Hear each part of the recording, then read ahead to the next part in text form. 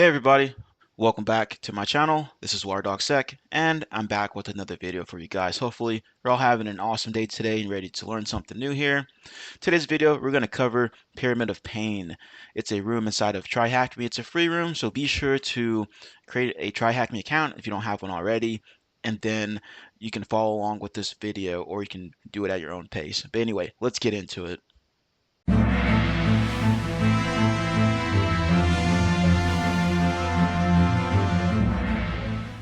All right, y'all, let's go ahead and get into it. Now, this room does have a lot of text to read through, so we're going to use the format of I'm going to ask you guys to pause the video and then read the text yourself, or just go to the room and read the text. I'm just going to skim over it and maybe highlight some few important items inside the text. Pyramid of Pain. Learn what is the Pyramid of Pain, how to utilize this model to determine the level of difficulty will cause it for an adversary to change the indicators associated with them in their campaign.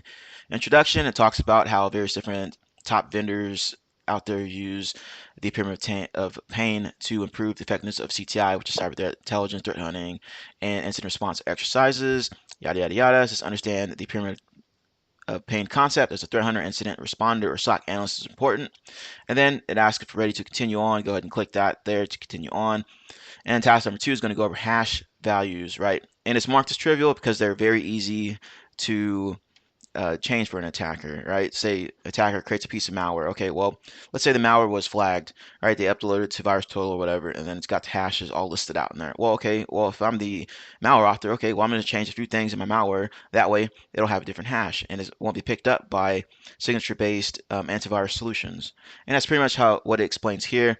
It talks about various different hashes, MD5, SHA-1, SHA-2, so be sure to pause the video and go through and read all this and understand it. Now, if you're going to the room, be sure to check out these links here so that you can learn even more information about these hashes and such. It goes through and explains, and it says a hash is not considered to be cryptographically secure if two files have the same hash value or digest, right? And that's absolutely secure or absolutely true. Security professionals usually use the hash values to gain insight into a specific malware sample, a malicious or suspicious file, and as a way to uniquely identify and reference the malicious artifact. And it talks about reports in the past about ransomware, malware reports, etc. Tells you to check out the DFIR report, which is great. Be sure to check out the DFIR report. It's got tons of examples on there about real world incident response or forensics investigations, and it's a plethora of information that can educate you on a lot of different things if you're unfamiliar with that process. FireEye, threat research blogs, talks about various different tools you can use to look up hashes. VirusTotal is a big one out there. I'm sure everyone checking out the video knows what VirusTotal is.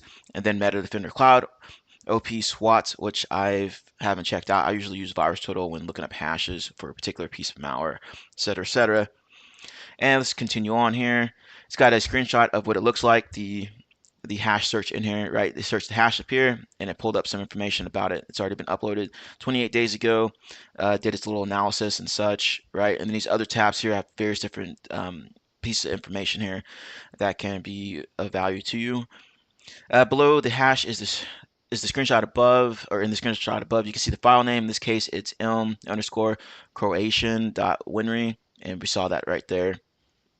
And MITRE Defender Cloud has a similar process, threat name, etc., etc. It's got threats detected and all that. So be sure to check out VirusTotal and OP SWAT. And it's got some more examples down here.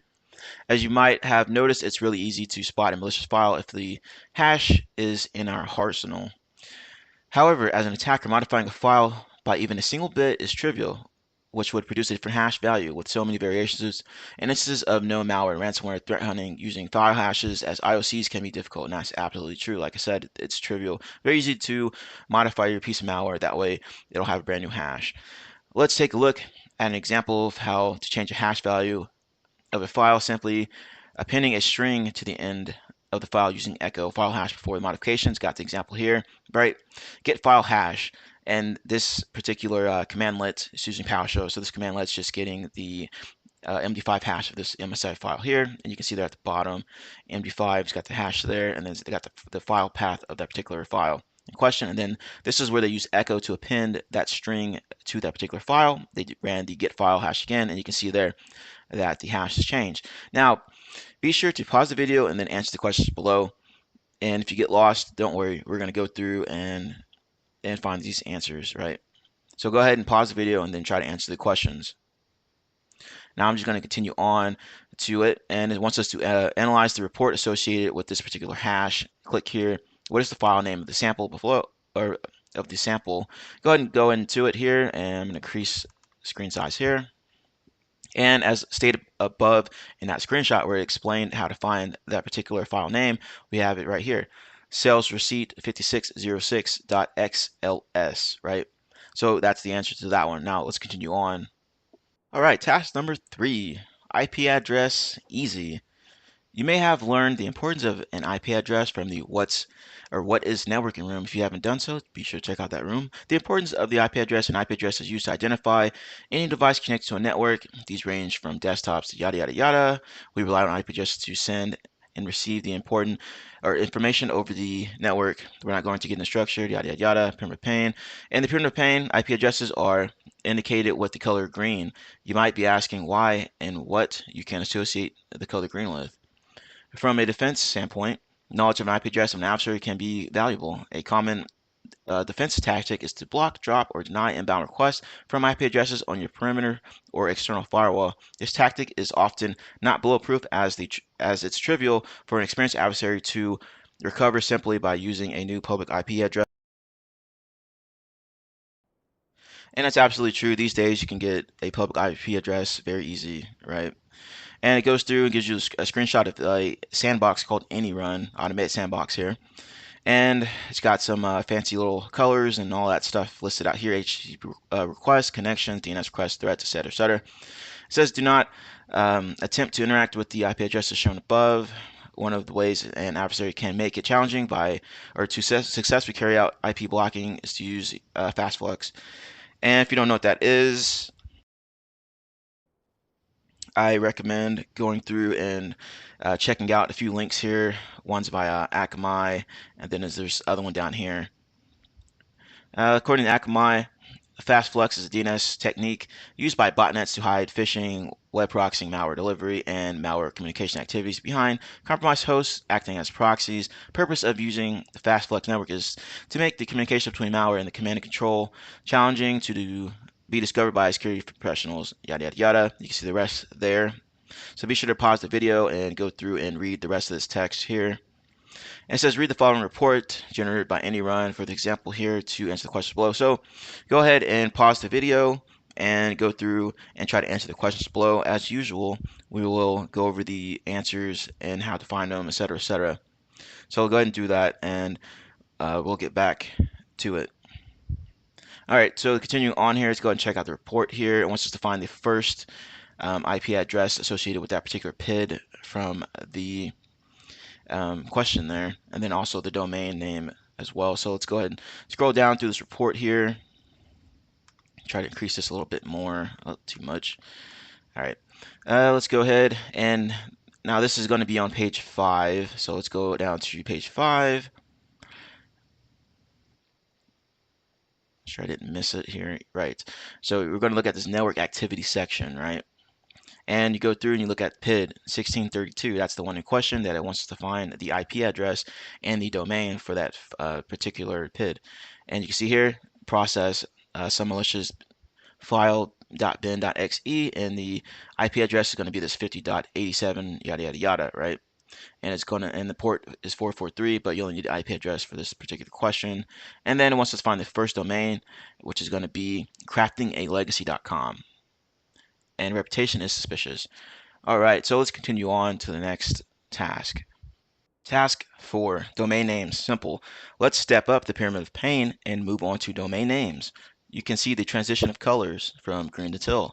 Domain names can be thought as simply mapping an IP address to a string of text. A name can contain a domain and a top-level domain. It's got an example there, evilcorp.com, or a subdomain followed by a domain and top-level domain, tryhackme.evilcorp.com. But we're not going into details of DNS, yada yada yada. Be sure to check out the DNS and detail room if you're unfamiliar with DNS, how it works, etc., etc. Domain names can be a little more of a pain for the attacker to change, as they would more than likely need to purchase domain, register it, and modify DNS records Unfortunately for defenders, many domain or DNS providers have loose standards and provide APIs to make it easier for attackers to change domain, and that's true. So one can just go to like, I don't know, HostGator or Rackspace or something and set up some kind of phishing site, right? Well, okay, let's say that domain gets flagged, bam. All right, well, now the attacker has to go and register a new domain again, but hey, that's easy to do, not that hard for those guys. And it's got an example of the malicious Sodinokibi C2 command and control infrastructure domains. Got to list them out here. Let's continue on. And it's got an example of this would be probably a phishing domain because it looks like Adidas, right? But you can tell if you look closely, the characters are different here. Can you spot anything malicious in the screenshot above? Now compare it to a legitimate website viewed below. This is one example of a puny code attack used by attackers to redirect users to a malicious domain name. That seems legitimate at first glance. What is puny code? Puny code is a way of converting words that cannot be written in ASCII into Unicode, ASCII encoding. It's very tricky, those guys. See how the attackers have adapted over time to conduct their malicious activities, right? Now what you saw is in the URL below is the Adidas.d puny code example of this here. Internet Explorer, Google Chrome, Microsoft Edge, Apple Safari are not pretty good at translating the obfuscated characters into full puny code domain name. To detect malicious domains, proxy logs or web server logs can be used. Attackers usually hide the malicious domain under URL shorteners, right? A URL shortener is a tool that creates a short and unique URL that redirects to a specific website. Specified during the initial step of setting up the URL shortener link, according to Cofense, attackers use the following URL shortener services to generate malicious links. And that's true. A lot of phishing emails and such, you'll see these URL shorteners in here. Bitly was a huge one. I think they've made some progression over the past few years now to try to mitigate or prevent phishing activities from occurring. But yeah, Bitly's a huge one. Google has their own. Owly said you can see the rest there. Tiny.pll, tinyurl.com, etc., x.co. You can see the actual website. The short link is redirecting you to by pinning the plus to it, an example below.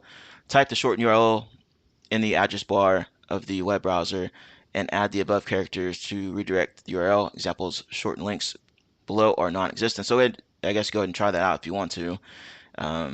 Gives you an example there. Now, when it comes to these tiny URLs, I do not do that on a production machine. I like to put that in my own little sandbox environment, or I'll use a automated sandbox searching tool for these, like URL scan.io is a good one. It'll go through and actually go through and look at this website here, and you can get the full or real URL from the shortened URL. Viewing connections in any.run, because any.run is a sandbox service that executes the sample. We can review any connections such as HTTP requests, DNS requests, or processes. Communicating with an IP address. To do so, look at the networking tab located just below the screenshot of the machine. Please note, you should be extremely cautious about visiting any of the IP addresses or HTTP requests made in a report. And that's true. You don't want to accidentally, infect your machine and all that. After all this, these behaviors from the malware sample, so they're doing something dangerous. Okay, and it got some example here about HTTP requests here, and it tells you where to find an HTTP request tab, and you can see all the information there. You got the URL there, whatever country they're gonna be originating from or to, process's name, PID, yada yada yada. Connections. This tab shows any connections made since the detonation of the sample. This can be useful to see if a process communicates with another host. For example, this could be C2 traffic, uploading, downloading files over FTP, etc. DNS requests made since the detonation of the malware. Often uses DNS requests to check for internet activity. If you can't reach the internet / call home, then it's probably being sandboxed or is useless. And it's got other examples there of that DNS request. Now go ahead and pause the video and try to answer the questions below. We're going to go through and get the answers for these. All right, continuing on and looking at the first one here. It says go the report on any.run, provide the first suspicious URL request you are seeing. It says you will be using this report to answer the remaining questions of this task. Now let's go ahead and find the first suspicious URL. So I'm just going to tab over into that. Okay. Now let's go ahead and check out the connections here. And the first one is going to be that craftinglegacy.com, as you can see here, right?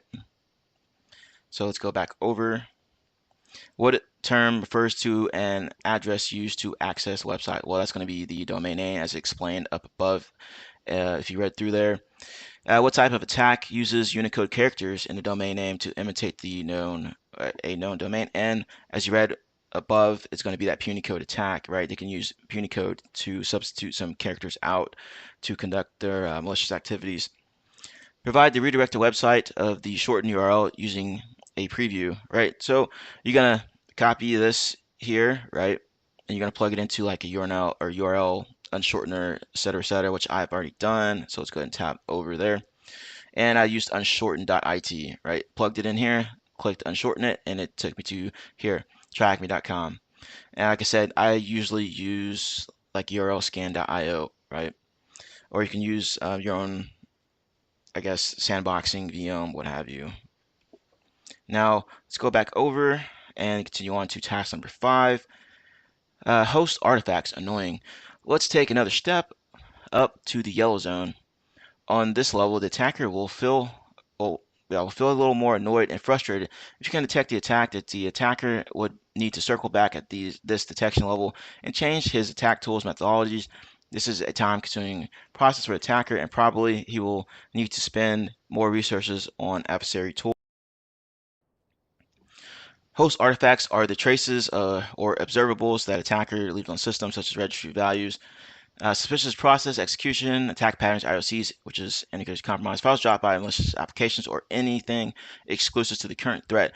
Now it's got something to pull up here, and it's showing you various different process names, et cetera, some information about that. See that it says it's running PowerShell apparently, but it looks kind of odd, doesn't it?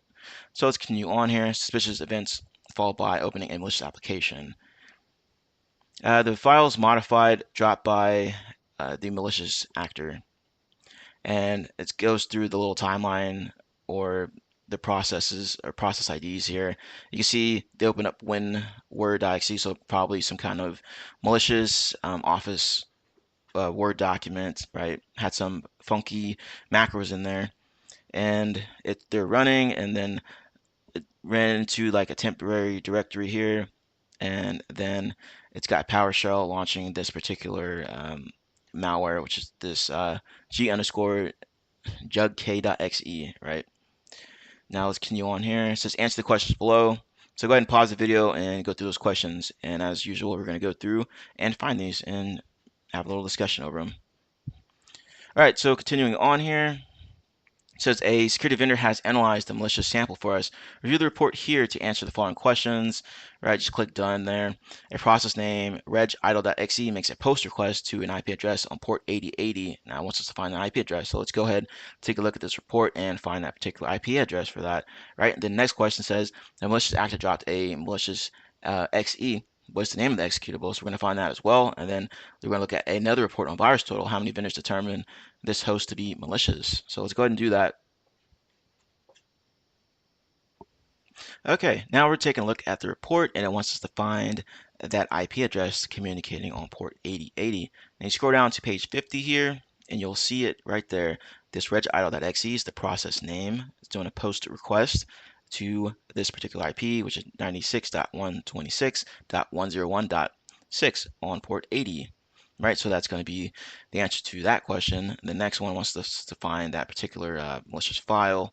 So let's go ahead and do that. And that's going to be on page 39, I believe. And let's go ahead and take a look here. Right, like I said, some kind of malicious Word document, had some kind of macros, is what it appears to be.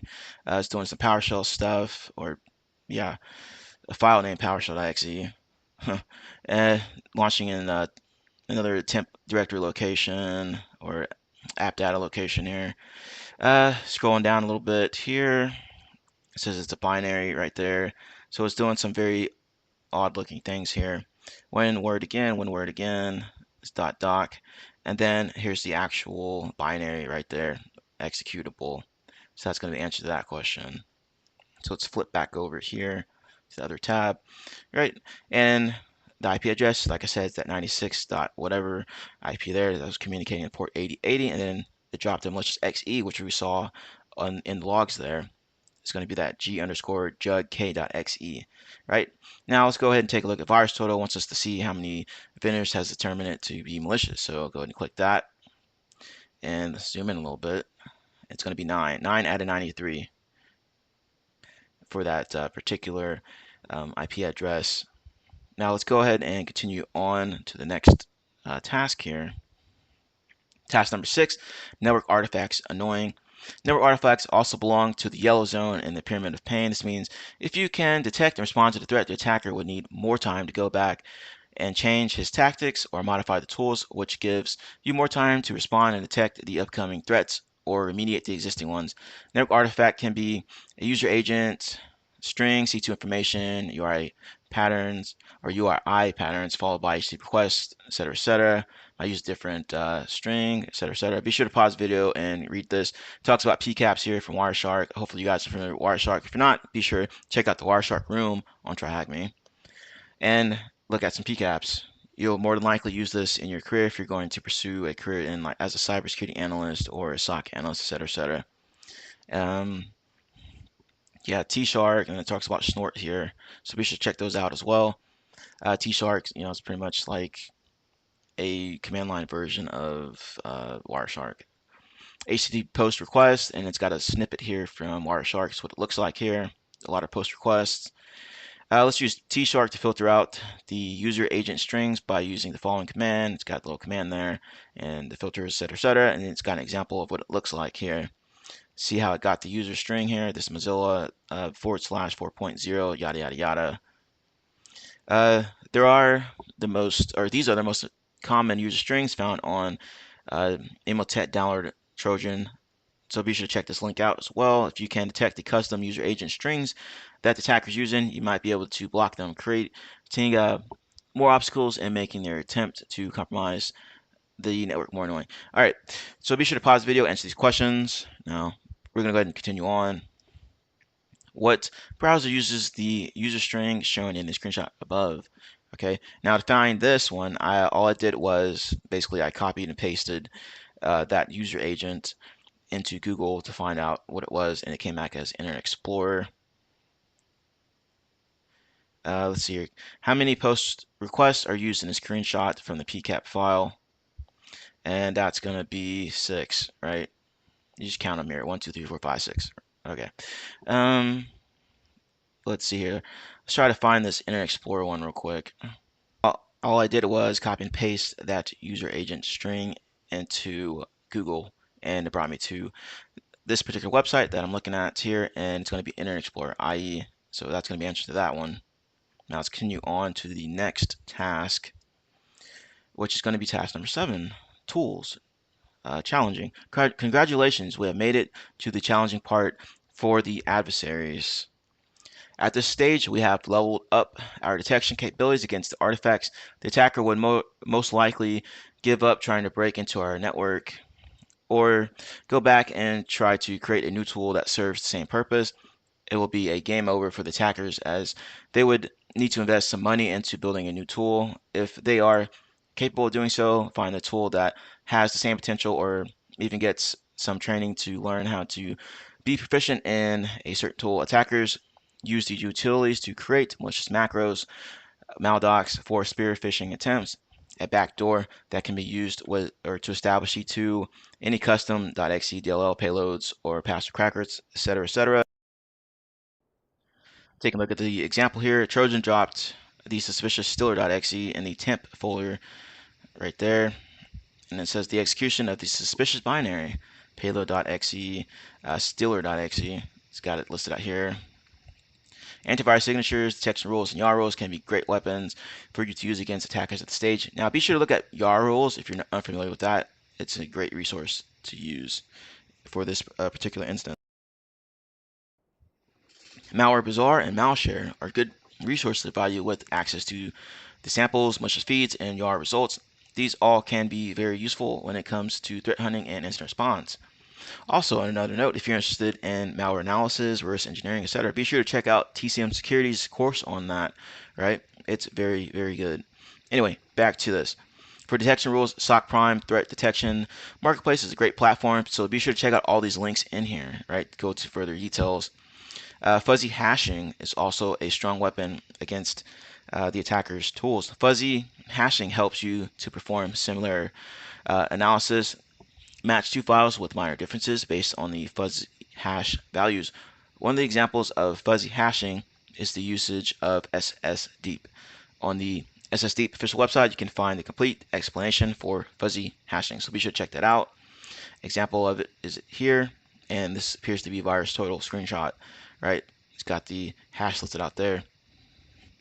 Now, be sure to answer the questions below, and we're going to continue on to find the answers to this. Right, first question, provide the method used to determine similarity between the files, and that's going to be fuzzy hashing as explained above what fuzzy hashing was. Provide the alternative name for fuzzy hashes without the abbreviation. Now to get this one, you're going to actually go to the website, so let's go ahead and do that here. It's got it up here. SSDeep is a program for computing context triggered piecewise hashes, CTPH. So that's going to be the answer to that one here. So let's go back over, and there you go. Plug that in there. Now task number 8, TTPs, tough. It's not over yet, but good news. We made it to the final stage of the apex of the pyramid of pain. Awesome. TTPs stands for tactics, techniques, and procedures. This includes the whole MITRE ATT&CK matrix. Awesome. Be sure to check this out. You more than likely will come across this in your career, which means all these steps taken by an adversary to achieve his goal, starting from phishing attempts to persistence and data exfiltration. If you can detect, respond to TTPs quickly, you have the adversary's almost no chance to fight back. For example, if you could detect a pass-to-hash attack using Windows Event Log Monitoring and remediate it, you would be able to find the compromised cells very quickly and stop lateral movement inside the network, yada, yada, yada. Two options. Go back, do some more research and training, reconfigure their tools, give up, and find another target. Option 2 definitely sounds less time and resource consuming. Okay, answer these questions below. So be sure to find those answers to the questions by going through these links here. Now let's go ahead and continue on. Navigate to a Mac or attack matrix web page, and how many techniques fall under the exfiltration category. So let's go ahead and do that right now. And let's just go to the exfiltration one. So it's going to go to tactics up here and go to exfiltration, and you have them all there. So just go ahead and count all of them, and that's going to be answer that one. And it says Chimera is China-based hacking group since 2018. What is the name of the commercial tool? Remote access C2 beacons, etc., etc. So we're going to go ahead and just copy and paste that into the MITRE ATT&CK. So let's go back over there. Right, and this fancy little search option there. So copy and paste that in, and it started pulling up some stuff here, and it's talking about exfiltration over C2 channel about them, right? Now we're going to go ahead and find that one here, and that's going to be the Cobalt Strike right here. Chimera has used Cobalt Strike C2 beacons for data exfiltration, and that's going to be the answer to that one. All right, task number 9, the Pyramid of Pain. All right, basically you're going to click on this view site button here. It's going to open up the Pyramid of Pain, and you see all these definitions up here. Right, well, you're going to drag and drop these definitions into the correct Pyramid of Pain category, and then you'll be done. All right, so go ahead and pause the video and do that, and we'll come back with the correct answers. Okay, test number 9 seems to be broken. It's pretty jacked up because anytime you plug in your answers here and you click check answers, it's going to give you this error right here. All right, but this is the correct answers for these. All right, so let's go ahead and take a look. TTPs, remember, this is like the most expensive stage. All right, the adversary has no chance to succeed in its attack if you can detect and respond to threats quickly. That's going to go back and reference that MITRE ATT&CK framework, right? If you build detections and such around that, then you'll be in very good shape when it comes to defending against cyber threats.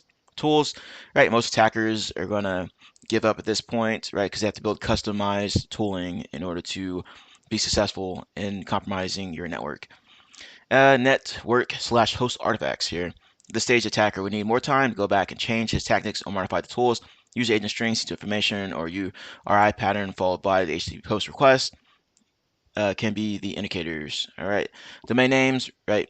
Remember it said it's easy to register a domain. So that's the one here.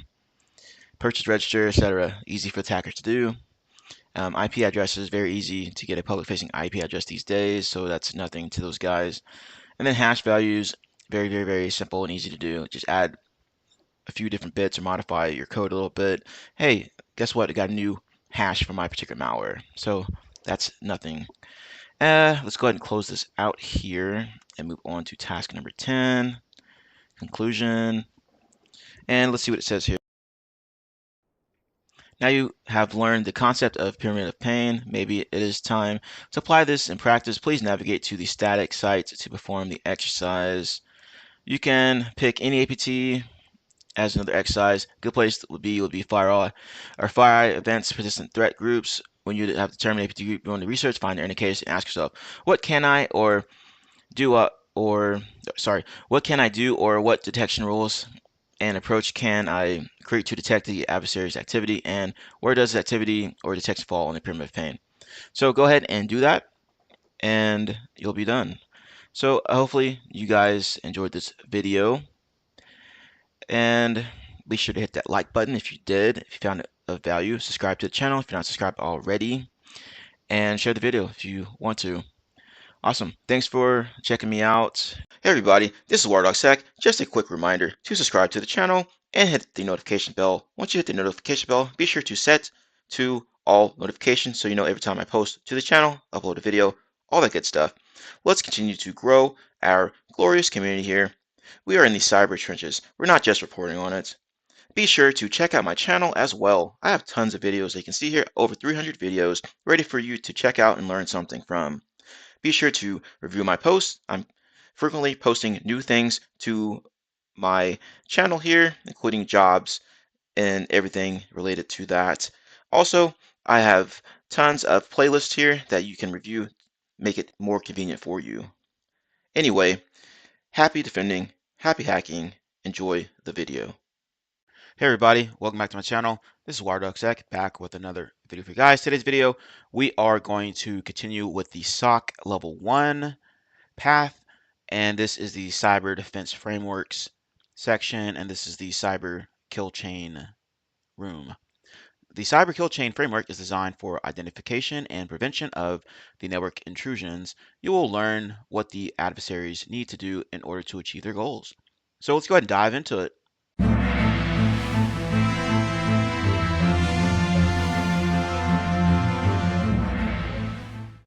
Task 1, Introduction.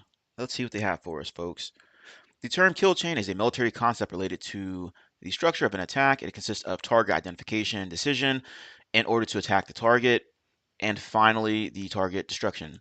Thanks to Lockheed Martin, a global security and aerospace company that established a cyber kill chain framework for the cybersecurity industry in 2011 based on the military concept. The framework defines the steps used by adversaries or malicious actors in cyberspace. To succeed, an adversary needs to go through all phases of the kill chain. We will go through the attack phases and help you better understand adversaries and their techniques used in the attack to defend yourself. So why is it important to understand how cyber kill chain works? The cyber kill chain will help you understand and protect against ransomware attacks, security breaches, as well as advanced persistent threats, also known as APTs. You can use the cyber kill chain to assess your network and system security by identifying missing security controls and closing certain security gaps based on your company's infrastructure. By understanding the cyber kill chain as a SOC analyst, security researcher, threat hunter, or incident responder, you will be able to recognize the intrusion attempts and understand the intruder's goals and objectives. We will be exploring the following attack phases in this room. You got recon, weaponization, delivery, exploitation, installation, command and control, and attack or actions on objectives. Let's see, learning objectives. In this room, you will learn about each phase of the cyber kill chain framework, the advantages and disadvantages of the traditional cyber kill chain outcome. As a result, you will be ready to recognize different phases of or attack or stages of attack carried out by an adversary and be able to break the kill chain. All right, read the above. We already did that. So task number 2, we're going to talk about recon. And let's see here. To learn what recon is from the attacker's perspective, first let's define the term reconnaissance. Reconnaissance is discovering and collecting information on the system and the victim. The reconnaissance phase is the planning phase for the adversary's. Example, you're basically scoping out the target, right? You want to rob that bank, so you're going to scope out the bank and see what information gather. OSINT, also known as open source intelligence. also falls under reconnaissance. OSINT is the first step an attacker needs to complete to carry out the further phases of an attack. The attacker needs to study the victim by collecting every available piece of information on the company and its employees, such as company size, email addresses, phone numbers, from publicly available resources to determine the best target for the attack. That's absolutely correct. Social media can be a great place to find information on the target company and their employees and such.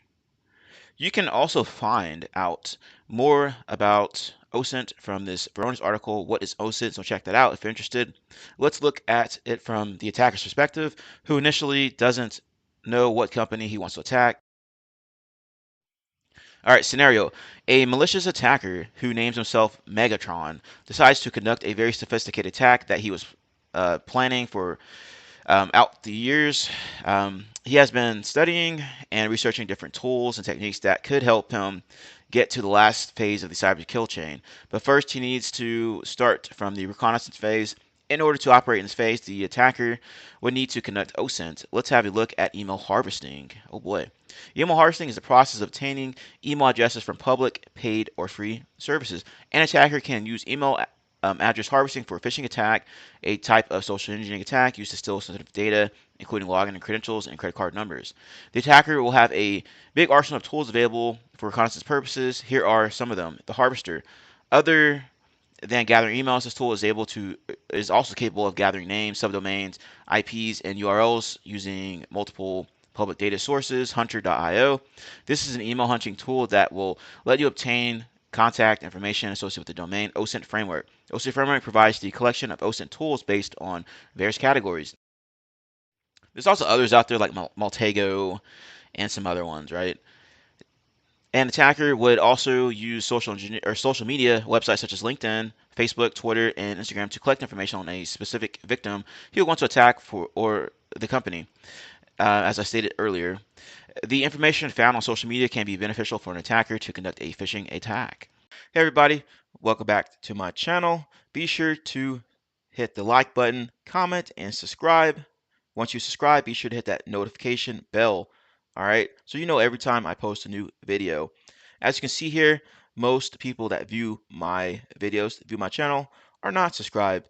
Now, if you do subscribe, it will help me get into the YouTube algorithm so that we can continue to grow our glorious community here. As always, thank you all for taking the time to watch. Have a nice day and enjoy the video. And let's see here. What is the term of the intel gathering tool that is web-based interface to common tools and resources for open source intelligence? And that's going to be the OSINT framework. So let's go ahead and type that in. What is the definition for the email gathering process during the stage of reconnaissance? That was called email harvesting. So there we go. And task number 3, weaponization. All right, things are getting juicy. After a successful reconnaissance phase, Megatron would work on crafting a weapon of destruction. He would prefer not to interact with the victim directly. Instead, he will create a weaponizer that, according to Lockheed Martin, combines malware and exploit into a delivery payload. Most attackers usually use automated tools to generate the malware or refer to the dark web to purchase the malware. More sophisticated attackers or nation state sponsored APTs would write their custom malware to make the malware sample unique and evade detection on target. Let's first define some terminology before we analyze the weaponization phase. Malware is a program or software that is designed to damage, disrupt, or gain unauthorized access to a computer. An exploit is a program or code that takes advantage of the vulnerability or flaw in the application or system. A payload is a malicious code that the attacker runs on the system. Continuing with our adversary, Megatron chooses to buy an already written payload from someone else in the dark web so that he can spend more time on the other phases. And in the weaponization phase, the attacker would create an infected Microsoft Office document containing a malicious macro or VBA, Visual Basic for application scripts. If you want to learn more about macro and VBA, please refer to the article Intro to Macros, VBA for Script Kiddies by TryHackMe. So check that out if you're interested. An attacker can create a malicious payload or a very sophisticated worm, implant it on the USB drives, and then distribute them in public. An example of the virus, an attacker would choose command and control, also known as C2, techniques for executing commands on the victim's machine or deliver more payloads. You can read more about the C2 techniques on MITRE ATT&CK. Definitely check out MITRE ATT&CK.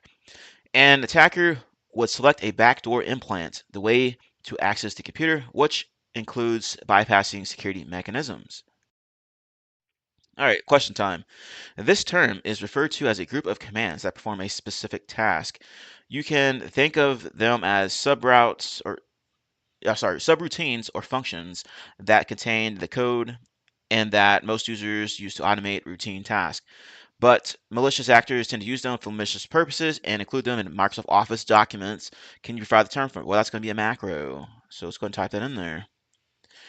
And let's go ahead and check out number 4 here, delivery.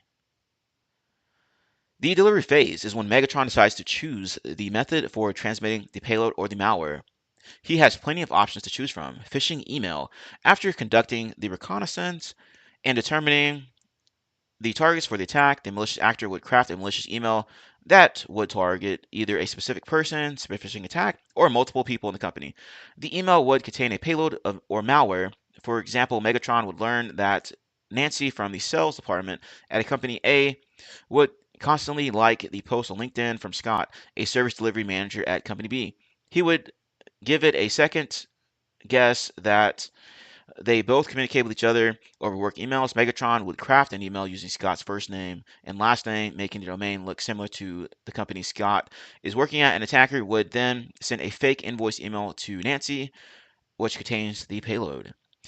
Distributing infected USB drives in public places like coffee shops, parking lots, or on the street, an attacker might decide to conduct a sophisticated USB drop attack by printing the company's logo on the USB drives and mailing them to the company while pretending to be a customer, sending the USB devices as a gift. You can read more, or you can read about one of these similar attacks, CSO Online, Cyber Criminal Group, mails malicious USB dongles to targeted companies.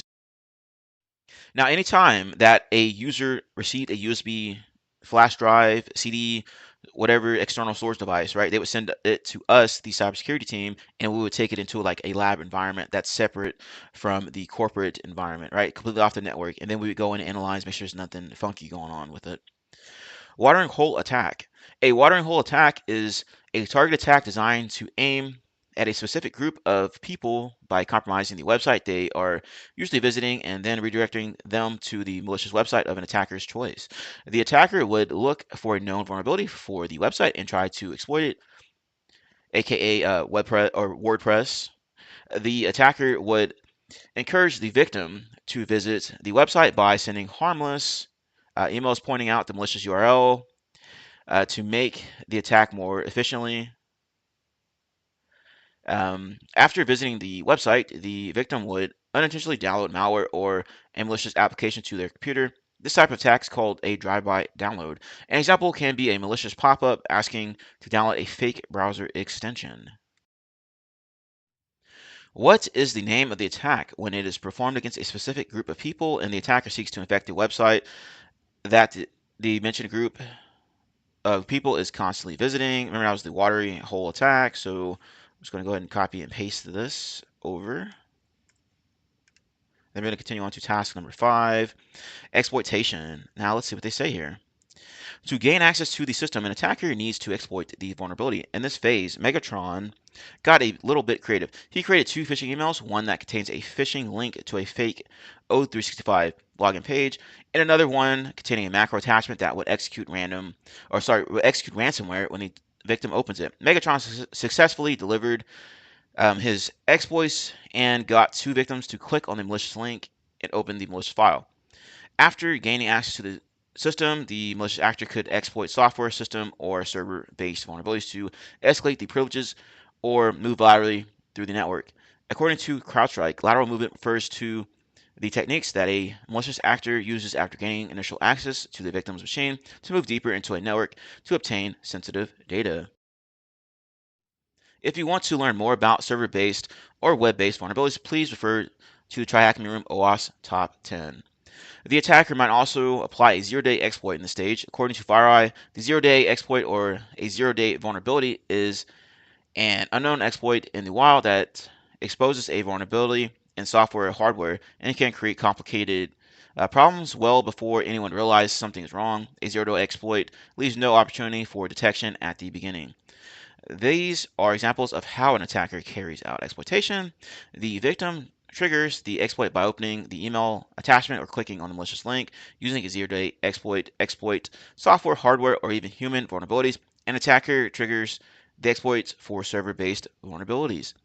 Can you provide the name of a cyber attack targeting a software vulnerability that is unknown uh, to the antivirus or software companies? Remember that was the zero-day, right? So I'm going to copy and paste this over.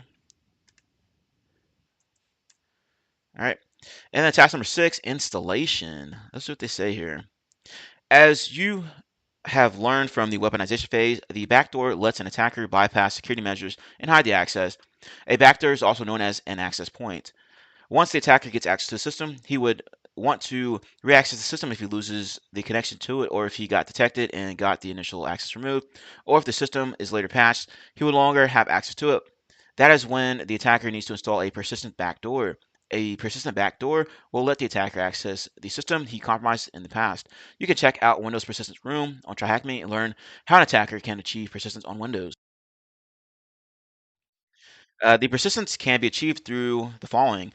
Installing a web shell on the web server. A web shell is a malicious script written in the web development language, such as ASP, PHP, or JSP, used by an attacker to maintain access to the compromised system. Because of the web shell simplicity and file formatting, PHP, .asp, yada yada yada, can be difficult to detect and might be classified as benign. You may check out the great article released by Microsoft on various web shell attacks, installing a backdoor on the victim's machine. For example, the attacker can use Meterpreter to install a backdoor on the victim's machine. Meterpreter is a Metasploit framework payload that gives an interactive shell from which an attacker can interact with the victim's machine remotely and execute the malicious code. Creating or modifying Windows services.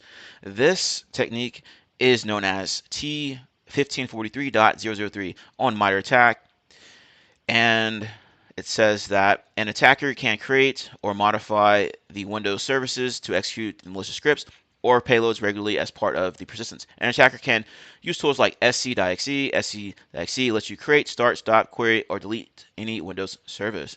And reg. To modify service configurations, the attacker can also masquerade the malicious payload by using a service name that is known to be related to operating system or legitimate software. Adding the entry to the run keys for malicious payload in the registry or start folder. By doing that, the payload will execute each time the user logs in on the computer. According to MITRE ATT&CK, there is a start folder location for individual user accounts and a system-wide start folder that will be checked no matter what user logs or no matter what account logs in.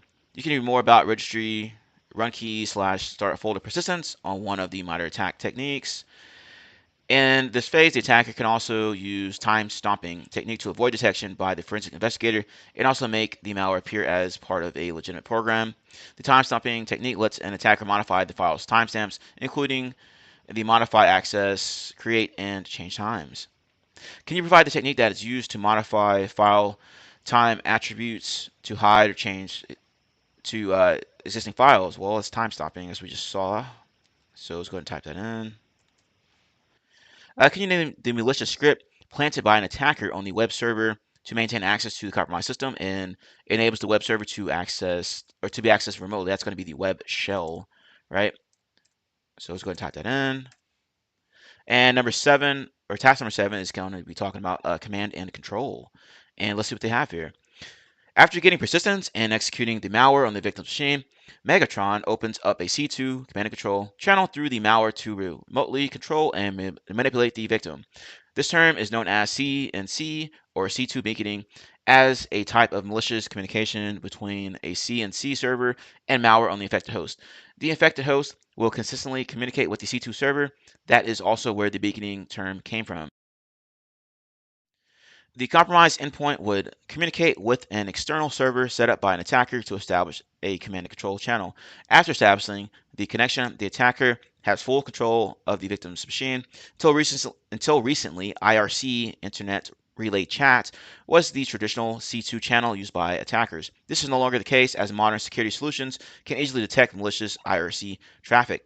The most common C2 channels used by adversaries nowadays are the protocols HTTP on port 80 and HTTPS on port 443. This type of beaconing blends the malicious traffic with the legitimate traffic and can help the attacker evade firewalls. DNS, domain name server.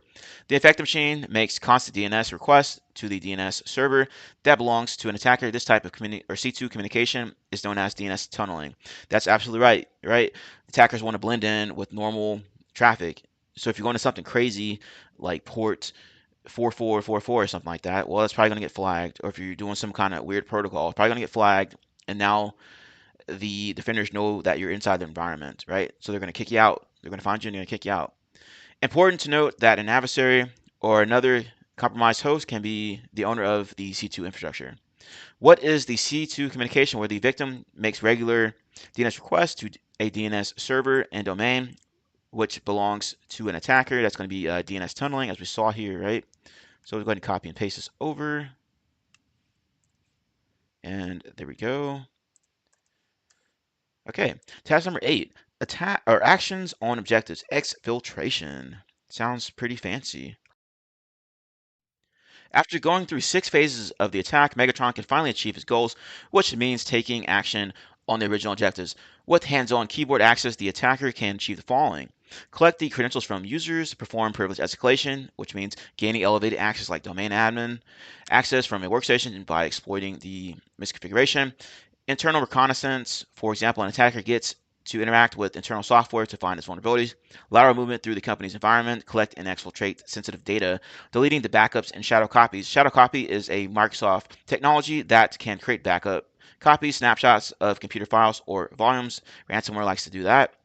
Overwrite or corrupt data, and those wiper type of malware likes to do that, right? It says, can you provide a technology included in Microsoft Windows that can create backup copies or snapshots of files or volumes on the computer, even when they are in use? Remember, that's going to be the shadow copy, as we just read about here. So let's go ahead and plug that in there. Okay. Now we're going to get to task number 9, practice analysis. And let's see what they say here. We really hope you enjoyed this room.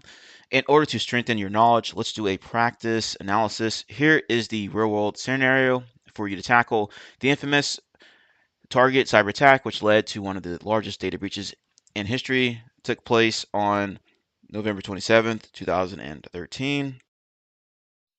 On December 19th, 2013, Target released a statement confirming the breach, stating that approximately 40 million credit card and debit card accounts were impacted between November 27th and December 15th, 2013.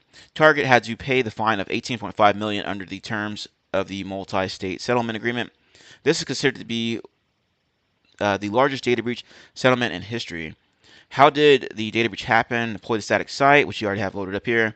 Attach to this task and apply your skills to build the cyber kill chain of the scenario. Here are some tips to help you complete the practical. 1. Add each item on the list in the correct kill chain entry form on the static site labs. You have various ones here. It says use the check answers button to verify whether the answers are correct. Where wrong answers will be underlined in red. This is what's the flag after you complete it. So pause the video and try to go through this yourself. Come back to the video. All right. Now let's go ahead and continue and plug these into the site. Right. All right. So let's take a look. Exploit facing application. Now let's see what that would go under. That would be this one, I believe. Right. So let's just go back up here real quick because it doesn't say what these are. Right. So there we go. Um, Yeah, so what is the computer? I cannot scroll over. Let me see here. Okay, yeah, exploitation, yeah. Okay, so there we go for that one. And let's go back down. Data from the local system. And that one should be, I believe it's this target one. So plug that in there. PowerShell. And that one's going to be, let's see here. I have to keep referencing weaponization for sure, right? And let's see what this box one is going to be. Installation, okay? So let's go back down here, and installation should be, let's see here. Actually, this one is installation, right? Yeah. So that's going to be, I think that, yeah, this sounds like it, hijacking. So there we go. Where's that? Let me check again. They have two boxes on there. Yeah, that the one with the arrow is installation. So what's this other box here? I guess it's delivery. Okay. So let's see delivery. If there's anything referencing an email here. Yep, spearfeed is phishing attachment. So there we go. And then the last one is going to be this loudspeaker, loudhorn, whatever you want to call it. It should be fallback channels. So there you go. Or the megaphone, that's what it's called. So we'll go ahead and check answers. Awesome, there we go. Now hopefully y'all are able to figure this out yourselves. If not, hopefully this video was able to assist you in completing this particular area of the room. Now task number 10, conclusion. Let's go ahead and close out. All right, final thoughts. Cyber kill chain can be a great tool to improve network defense. Is it perfect and can it be the only tool to rely on? No. The traditional cyber kill chain, or Lockheed Martin cyber kill chain, was last modified in 2011, which, if you remember, is the date of its establishment. The absence of updates and modifications creates security gaps. The traditional cyber kill chain was designed to secure the network perimeter and protect against malware threats, but the cybersecurity threats have developed drastically nowadays, and adversaries are combining multiple TTPs, which stands for tactics, techniques, and procedures, to achieve their goal. Adversaries are capable of defeating threat intelligence by modifying the file hashes and IP addresses. Security solutions companies are developing technologies like AI, artificial intelligence, and different algorithms to detect even slight and suspicious changes. Since the main focus of the framework is on malware delivery and network security, the traditional cyber kill chain will not be able to identify insider threats. According to CISA, the insider threat is the potential of an attacker or of an insider to use their authorized access or understanding of an organization to harm that organization. We recommend not only relying on traditional cyber kill chain model, but also referring to MITRE ATT&CK, as well as unified kill chain, which I believe is the next video, to apply a more comprehensive approach to the defense methodologies. That's right. Like it says here, you might take and choose or pick and choose from each different one here and choose whichever one works best for your organization, right? And go ahead and hit complete, and we are done. Awesome. All right, if you enjoyed the video, got any type of good information out of the video, be sure to hit that like button, hit the subscribe button if you are new here, helps out the channel, and welcome to our community for all you newcomers that hit the like button. As always, thank you all for watching. Have a nice day. I will see you later. Hey everybody, this is WireDogSec. Just a quick reminder to subscribe to the channel and hit the notification bell. Once you hit the notification bell, be sure to set to all notifications so you know every time I post to the channel, upload a video, all that good stuff. Let's continue to grow our glorious community here. We are in the cyber trenches. We're not just reporting on it. Be sure to check out my channel as well. I have tons of videos. You can see here over 300 videos ready for you to check out and learn something from. Be sure to review my posts. I'm frequently posting new things to my channel here, including jobs and everything related to that. Also, I have tons of playlists here that you can review, make it more convenient for you. Anyway, happy defending, happy hacking, enjoy the video. Hey everybody, welcome back to my channel. This is WireDogSec, back with another video for you guys. Hopefully y'all are having an awesome day today, ready to learn something. We are in TryHackMe once again. This is the SOC Level 1 learning path. This is the Cyber Defense Frameworks module, and this is the Unified Kill Chain room. As you can see here, it says the Unified Kill Chain is a framework which establishes the phases of an attack and a means of identifying and mitigating risk to IT assets. Now, let's go ahead and dive into it.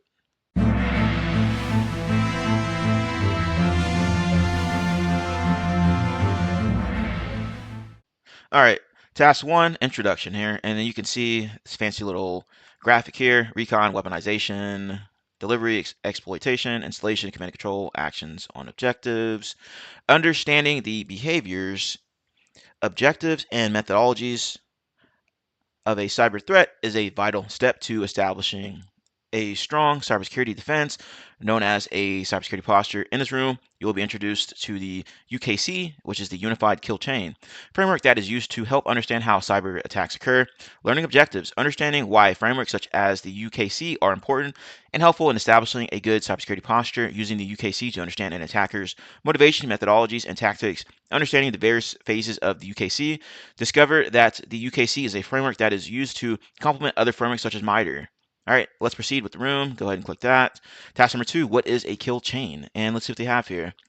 Originating from the military, a kill chain is a term used to explain the various stages of an attack. In the realm of cybersecurity, a kill chain is used to describe the methodology / path attackers, such as hackers or APTs, which is advanced persistent threats, used to approach and intrude a target. For example, an attacker scanning, exploiting a web vulnerability, and escalating privileges will be a kill chain. We will come to explain these stages in much further detail later in this room.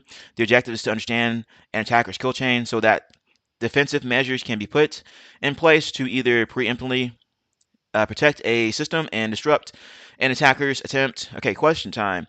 Where does the term kill chain originate from? What we saw up here says the military, so that's probably going to be the answer. So let's go ahead and type that in. If I can spell, there we go. Task number 3, what is threat modeling? So let's go ahead and talk about this. Threat modeling is a cybersecurity context and a series of steps to ultimately improve the security of a system. Threat modeling is about identifying risk and essentially boils down to number 1, identifying what systems and applications need to be secured, what function they serve in the environment. For example, is the system critical to normal operations, and is a system holding sensitive information like payment info or addresses. See, this is very important here, right? This goes down to software and hardware inventory, right? Asset management, proper asset management, folks, which a lot of companies do not do correctly, unfortunately. Number 2, assessing what vulnerabilities and weaknesses these systems and applications may have and how they could be potentially exploited. Number 3, creating a plan of action to secure these systems and applications from the vulnerabilities highlighted. Number 4, putting in policies to prevent these vulnerabilities from occurring again where possible. For example, implementing a software development life cycle SDLC for an application or training employees on phishing awareness.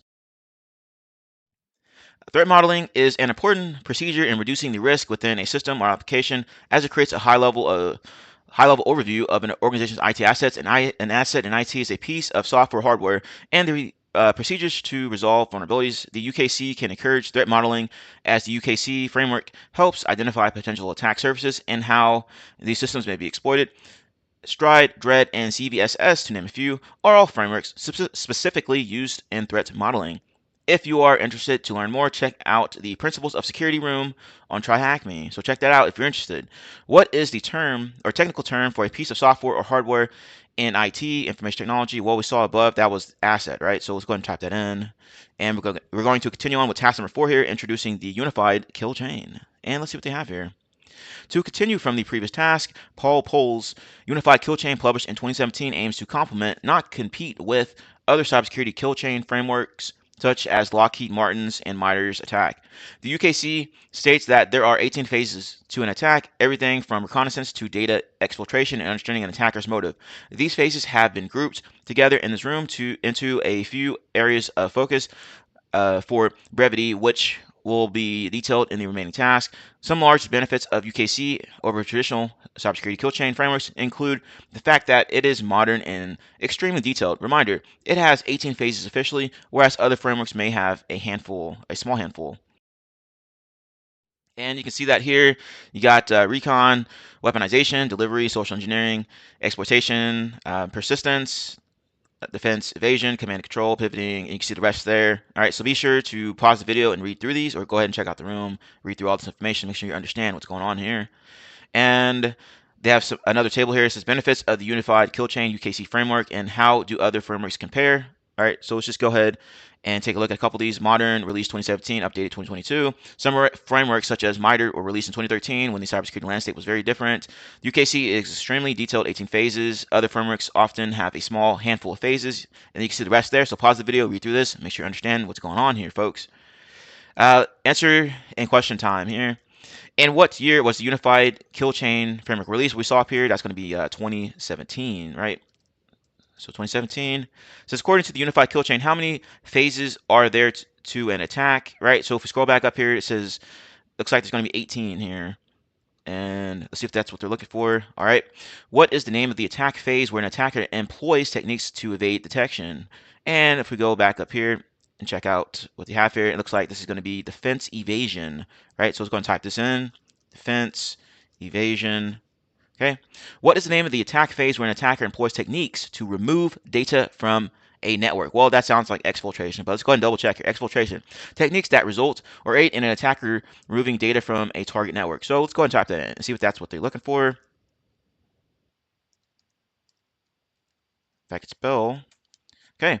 What is the name of the attack phase where an attacker achieves their objectives? Okay. So go back up here and let's see here. It says objectives, socio-technical objectives of an attack that are intended to achieve a strategic goal. So it's probably what they're looking for here. All right, or it's going to be impact maybe. So let's go ahead and try objectives.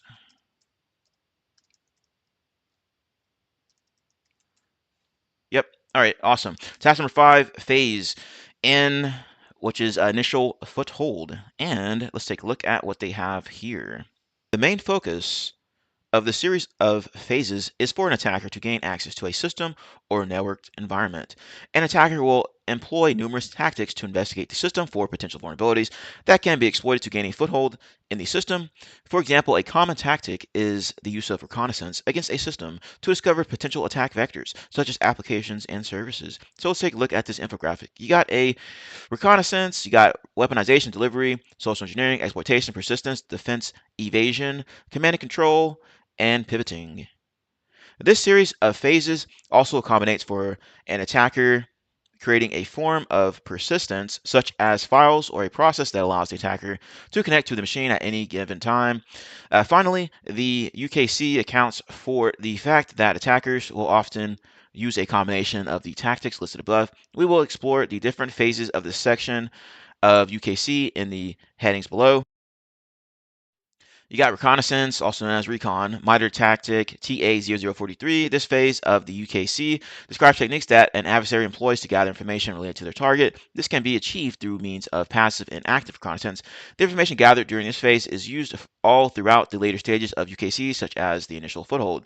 Information gathered from this phase can include discovering what systems and services are running on the target. This is beneficial information in the weaponization and exploitation phases of this section. Finding contact lists or lists of employees that can be impersonated or used in either a social engineering or phishing attack. Looking for potential credentials that may be of use in later stages, such as pivoting or initial access. Understanding the network topology and other network systems can be used to pivot to weaponization, MITRE ATT&CK TA0001. This phase of UKC describes the adversary setting up the necessary infrastructure to perform the attack. For example, this could be setting up a command and control server or a system capable of caching reverse shells and delivering payloads to the system. Social engineering, MITRE ATT&CK TA0001.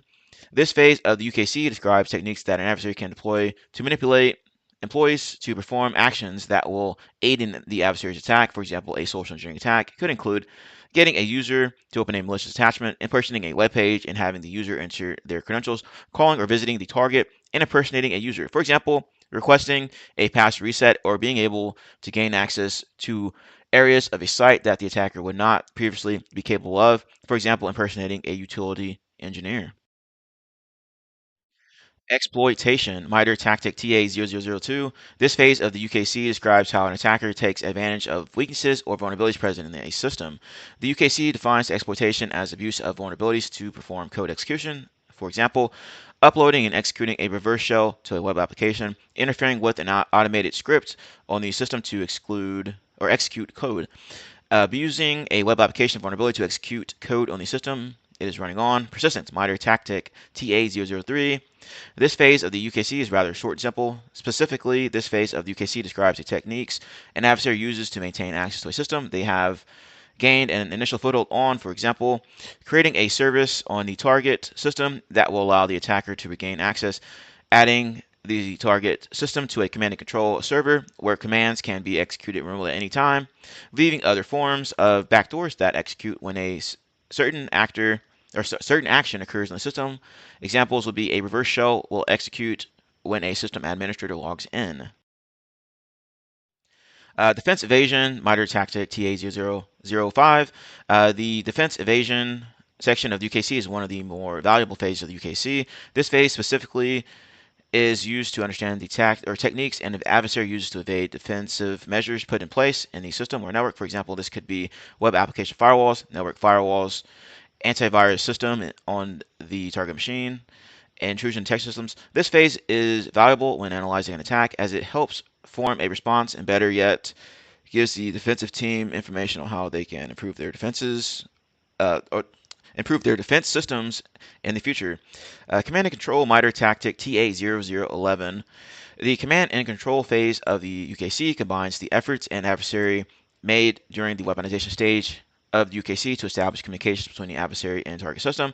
An adversary can establish command and control of a target to achieve its actions on objectives. For example, the adversary can execute commands, steal data, credentials, and other information. Use the controlled server to pivot to other systems on the network. Pivoting, MITRE ATT&CK TA0008. Pivoting is the technique an adversary uses to reach other systems within a network that are not otherwise accessible. For example, they are not exposed to the internet. There are often many systems in a network that are not directly reachable and often contain valuable data or have weaker security. For example, an adversary can gain access to a web server that is publicly accessible to attack other systems that are within the same network, but are not accessible via the internet. And answering question time. What is an example of a tactic to gain a foothold using emails? And that should be phishing. See if that's what they're looking for. All right.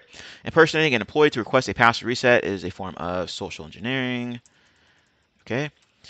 An adversary setting up the command control server infrastructure is what phase of the unified kill chain? Hey everybody, welcome back to my channel. Be sure to hit the like button, comment, and subscribe. Once you subscribe, be sure to hit that notification bell. All right, so you know every time I post a new video. As you can see here, most people that view my videos, view my channel, are not subscribed. Now, if you do subscribe, it will help me get into the YouTube algorithm so that we can continue to grow our glorious community here. As always, thank you all for taking the time to watch. Have a nice day and enjoy the video. Weaponization is what we're looking for here. So if we scroll up and take a look at that, it says command and control here. The command and control phase of the UKC combines the efforts an adversary made during the weaponization stage of the UKC to establish communication between adversary and target system. All right, and let's see. Exploiting a vulnerability present on a system is what phase of the unified kill chain? So exploiting vulnerability would be, let's go ahead and check up. Exploitation is what it sounds like here. Abuse of vulnerabilities. Yep. So let's go ahead and try that and see what they are looking for here. Okay, it says moving from one system to another, example of pivoting. And it says leaving behind a malicious service that allows the adversary to go back into the target is persistence, right? So we can see that up here. Short, simple, yada, yada, yada. Adversary uses to maintain access to a system they have gained an initial foothold on. So that's what we're going to go with. Copy and paste. Awesome. So let's go ahead and continue to task number 6, phase through network propagation. And let's see what they have here. This phase follows a successful foothold being established on the target network. An attacker would seek to gain additional access and privileges to systems and data to fulfill their goals. The attacker would set up a base on one of the systems to act as their pivot point and use it to gather information about the internal network through pivoting, discovery, privilege escalation. You can see the rest there. Pivoting tactic TA0008. Once the attacker has access to the system, they would use it as their staging site in a tunnel between their command operations and the victim's network. The system would also be used as the distribution point for all malware and backdoors at later stages. Discovering Discovery, tactic TA0007. The adversary would uncover information about the system and the target or in the network it is connected to. Within the stage, the knowledge base would be built from the active user accounts, the permissions granted, applications, and software in use, web browser activity, files, directories, and network shares, and system configurations, privilege escalation, tactic TA0004. Following their knowledge gathering, the adversary would try to gain more prominent permissions within the pivot system. They would leverage the information on the accounts present with vulnerabilities and misconfigurations found to elevate their access to one of the following superior levels. You got system root, local administrator, a user account with admin-like access, a user account with specific access or functions, a execution, tactic TA0002. This is where they deploy their malicious code using the pivot system as their host. Remote Trojans, C2 scripts, malicious links, and scheduled tasks are deployed and created to facilitate a recurring presence on the system and uphold their persistence. Credential access tactic TA0006, working hand in hand with privilege escalation stage, the adversaries would attempt to steal account names and passwords through various methods, including key logging and credential dumping. This makes them harder to detect using their attack as they would be using legitimate credentials. You got lateral movement here, tactic TA0008. With the credentials and elevated privileges, the adversary would seek to move through the network and jump onto the other targeted systems to achieve their primary objective. The stealthier the technique used, the better. All right, answering question time. As a SOC analyst, you pick up numerous alerts pointing to failed login attempts from an administrator account. What stage of the kill chain would an attacker be seeking to achieve? That sounds like privilege escalation, so we're going to go with that and see if that's what they're looking for here. Mimikatz, a known attack tool, was detected running on the IT manager's computer. What is the mission of the tool? Well, that's going to be credential dumping. Task 7, phase out. Action on objectives.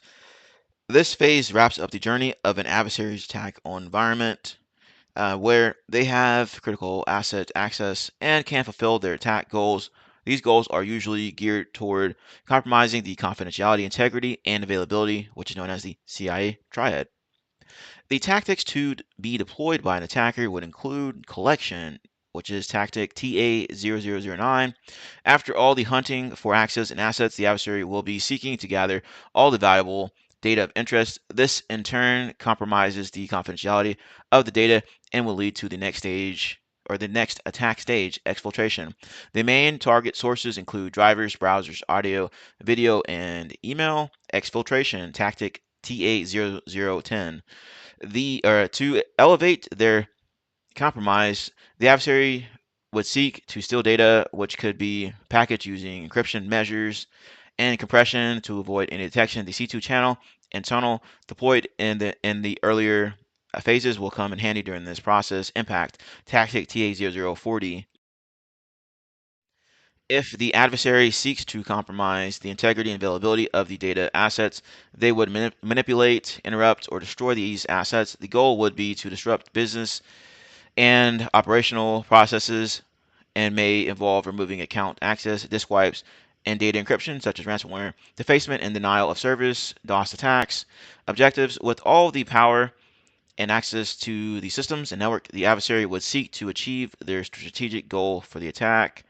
For example, if the attack was financially motivated, they may seek to encrypt files and systems with ransomware and ask for payment to release the data. In other instances, the attacker may seek to damage the reputation of the business and they would release private and confidential information to the public. All right, answering question time. While monitoring the network as a SOC analyst, you realize that there's a spike in network activity and all the traffic is outbound to an unknown IP address. What stage could describe this uh, activity? Okay, so this could be possibly exfiltration. That's what it sounds like to me. So I'm going to plug that in there. And personally identifiable information PII has been released to the public by an adversary and their organization is facing scrutiny for the breach. What part of the CIA triad would be affected by this action? That's going to be confidentiality, as we saw up here. Let's go ahead and plug that in there. Confidentiality. Just going to copy and paste. And task number 8, practical. All right, we're gonna have to view site here and do some things. So it looks like deploy the static site attached to the task. You will need to match the various actions of an attacker to the correct phase of the unified kill chain framework to reveal the flag. Match the scenario prompt to The correct phase of the unified kill chain to reveal the flag at the end. What is the flag? So let's go ahead and try this. The attacker uses tools to gather information about a system. What phase of the unified kill chain is this? That sounds like recon. The attacker installs a malicious script to allow them remote access at a later date, and that sounds like persistence. The hacker machine or the hacked machine is being controlled from an attacker's own server. What phase is this? That is command and control. The attacker uses the hacked machine to access other servers on the same network. That sounds like pivoting. And the attacker steals a database and sells this to a third party. That is going to be, let's see here. That sounds like actions and objectives. So there you go. Awesome. So that solves that one. Then task number 9, we're going to close out here with the conclusion. It says, congrats on making it through the unified kill chain room. Hopefully you understand the importance that frameworks such as the UKC play in identifying risk and potential mitigating attacks and reconstructing the various steps an attacker took. As mentioned in this room, the UKC is a modern extension of other frameworks such as the Lockheed Martin's cyber kill chain framework. If you are interested in learning more about frameworks in cybersecurity, highly recommend it. You should check out these rooms on TryHackMe. You got principles of security, pen testing fundamentals, and cyber kill chain. Complete this task to finish this room, and that wraps this up. Awesome. Thank you all for following along. Hopefully you found this video of value and you actually paid attention, took notes if you want to. All right. If you enjoyed this video, be sure to hit that like button. Subscribe to the channel if you're new here. Share the video, comment below your thoughts and opinions on the video. As always, thank you all for watching. Have a nice day, and I will see you later. Hey everybody, this is WireDogSec. Just a quick reminder to subscribe to the channel and hit the notification bell. Once you hit the notification bell, be sure to set to all notifications so you know every time I post to the channel, upload a video, all that good stuff. Let's continue to grow our glorious community here. We are in the cyber trenches. We're not just reporting on it. Be sure to check out my channel as well. I have tons of videos. You can see here over 300 videos ready for you to check out and learn something from. Be sure to review my posts. I'm frequently posting new things to my channel here, including jobs and everything related to that. Also, I have tons of playlists here that you can review, make it more convenient for you. Anyway, happy defending, happy hacking, enjoy the video. Hey everybody, welcome back to my channel. This is WireDogSec back with another video for you guys. We are in TryHackMe. This is SOC level 1. This is the Cyber Defense Frameworks module. This is the MITRE room. This room will discuss the various resources MITRE has made available for the cybersecurity community. Hopefully you all have an awesome day today and ready to learn something. Now, let's go ahead and dive into it.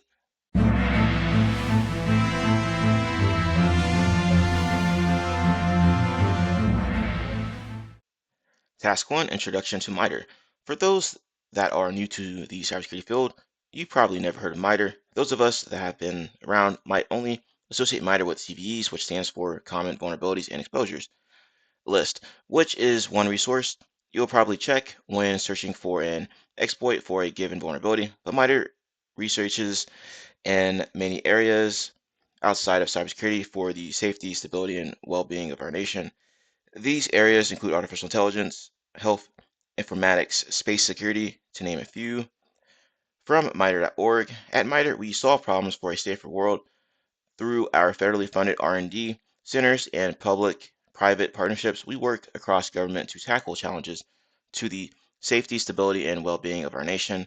In this room, we will focus on other projects / research that the US-based nonprofit MITRE Corporation has created for the cybersecurity community, specifically ATT&CK, which stands for Adversarial Tactics, Techniques, and Common Knowledge Framework.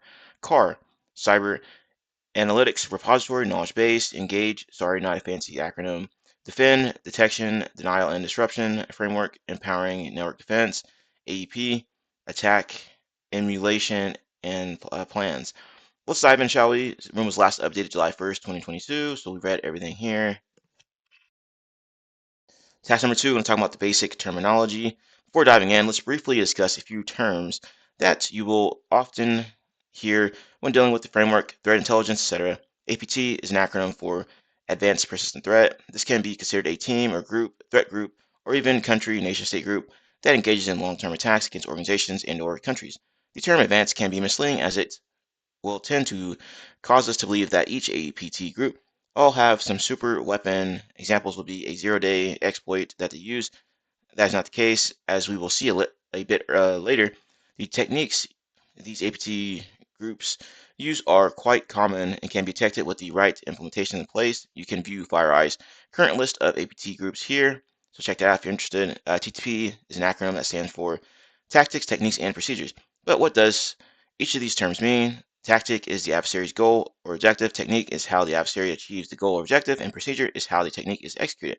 If that is not clear now, don't worry. Hopefully, as you progress through each section, TTPs will make more sense. That's right, I'm sure they'll go over it, but a lot of these APT groups will use the same TTPs, and sometimes they will just adjust the TTPs to fit their own objectives, attacks, etc., what have you, okay? Like password spraying, credential stuffing attacks, stuff like that. A lot of APT groups will use that. Why do you need a fancy zero day when you can just log in using somebody's password that's been involved in like a data breach or a commonly used or weak password you can just use, right? Anyway, task number 3, attack framework. What is the attack framework? According to the website, MITRE ATT&CK is a globally accessible knowledge base of adversary tactics and techniques based on real-world observations. 2013, MITRE began to address the need to record and document common TTPs that APT groups used against enterprise Windows networks. This started with an internal project known as FMX, which was Fort Meade Experiment. Within this project, selected security professionals were tasked to emulate adversarial TTPs against a network, and data was collected from the attacks on this network. The gathered data helped construct the beginning pieces of what we know today as attack framework. The attack framework has grown and expanded throughout the years. One notable expansion was the framework focused solely on Windows platform, but has expanded to cover other platforms such as macOS and Linux. The framework is heavily contributed to by many sources, such as security researchers and threat intelligence reports. Note, this is not only a tool for blue teamers. This tool is also used for red teamers. If you haven't done so, navigate to the attack website. Direct your attention to the bottom of the page to view the attack matrix for enterprise. Across the top of the matrix, there are 14 categories. Each category contains the techniques and adversary could use to perform an attack. The categories over or cover the 7-stage cyber attack lifecycle created like Keith Martin for the cyber kill chain. So you go to the website, you're going to see something like this. Okay, so if we just go to it real quick, take a peek. All right, you got everything up here. You can go through and choose whichever criteria you want to take a look at, right, or whichever area you want to take a look at. So you want to take a look at the enterprise one, right? And you can see everything over here on the left side on this pane here: PRE, Windows, Mac OS, Linux, cloud, network, containers, etc., etc. Right, so you're going to see something like this once you start diving into this website here. So let's go back up here. All right, so it's going to look something similar to this, depending on the website, how it looks and such. But anyway, under initial access, there are 9 techniques. Some of the techniques have sub techniques such as phishing. So if you look at initial access, there are the 9 techniques there, right? So we go back up here and we take a look at yeah, initial access. So let's see here. Initial access, they have 10. See, they updated the site a little bit. So we have 10 here instead of 9, but you get the gist of it. Let's see here. If we click on the gray bar to the right, a new layer appears listing the sub techniques. So phishing, and then you have the different sub techniques of phishing. So if we want to do that, just go back over here, initial access, phishing. They got 4 in here. So you can either click into this or you can just use the sidebar, but you can see the sub techniques over here. So if we go back here and then click that bar there, you can see different ones here. All right. So to get a better understanding of this technique and its associated sub-techniques, click on phishing, which we just did. We have been directed to a page dedicated to the technique known as phishing and all related information regarding the technique, such as a brief description, procedure examples, and mitigations. Right, so you already saw me click into there, and we saw some information. So if we go back over there and want to click into phishing, you can see everything here. So sub-techniques, stuff like that. And you scroll down, you can see other more detailed information there. So let's flip back over here. You can alternatively resort to using the search feature to retrieve all associated information regarding a given technique, sub-technique, and/or group. Right, so if you want to use the search thing, just go over here, click in here, and just type it in. So phishing, right, and highlighting a lot of stuff that referencing phishing. So if we just go back into this technique here, now we're back where we're just in, right? So let's go back over here. Lastly, the same data can be viewed with the MITRE ATT&CK navigator. The attack navigator is designed to provide basic navigation and annotation of attack matrices, something that people are already doing today in um, tools like Excel. We've designed it to be simple and generic. You can use the navigator to visualize your defensive coverage, your red/blue team, planning the frequency of detected techniques, or anything else you want to do. You can access the navigator view when visiting a group or tool page. The attack navigator layers button will be available. All right, so they're looking at this particular one for Carbon-ATT, it looks like here, and it's listing everything referencing that particular APT group. Okay, so let's get acquainted with this tool. Click here to view the attack navigator for Carbon-ATT. So we're going to click in here. There we go. All right. At the top left, there are three controls: selection controls, layer controls, and technique controls. I encourage you to inspect all of these options under each control to get familiar with them. The question mark at the far right will provide additional information regarding the navigator. Go ahead, pause the video, and play around with it a little bit, and then come back to the video once you've looked around for it a little bit. We're going ahead and continue on here, but this is what they're talking about here. It's a little like toolbar looking thing. To summarize, we can use the attack matrix to map a threat group to their tactics and techniques. There are various methods. The search can be initiated. The questions below will help you become more familiar with attack. It is recommended to start answering the questions from the phishing page. Note that this link is for version 8 of the attack matrix. Okay. So if we're going to go back to this phishing page to answer these questions, apparently. But anyway, so pause the video, go ahead and try to answer these questions yourself, and then come back and we will continue on. Hey everybody, welcome back to my channel. Be sure to hit the like button, comment, and subscribe. Once you subscribe, be sure to hit that notification bell. All right, so you know every time I post a new video. As you can see here, most people that view my videos, view my channel, are not subscribed. Now, if you do subscribe, it will help me get into the YouTube algorithm so that we can continue to grow our glorious community here. As always, thank you all for taking the time to watch. Have a nice day and enjoy the video. Besides blue teamers, who else will use the attack matrix? Red teamers, purple teamers, SOC managers. Well, we know that's going to be the red teamers. You can take advantage of this as well. What is the ID for this technique? So they said phishing. So if we go back to the phishing page, we can see that ID is going to be this T1566. That should be what we're looking for here. So I'm going to copy and paste this over. Based on this technique, what mitigation covers identifying social engineering techniques? So if we go back to this page here and scroll down to mitigations, read through here, you can see that user training appears to be the one we're looking for here. So we're going to copy and paste this over.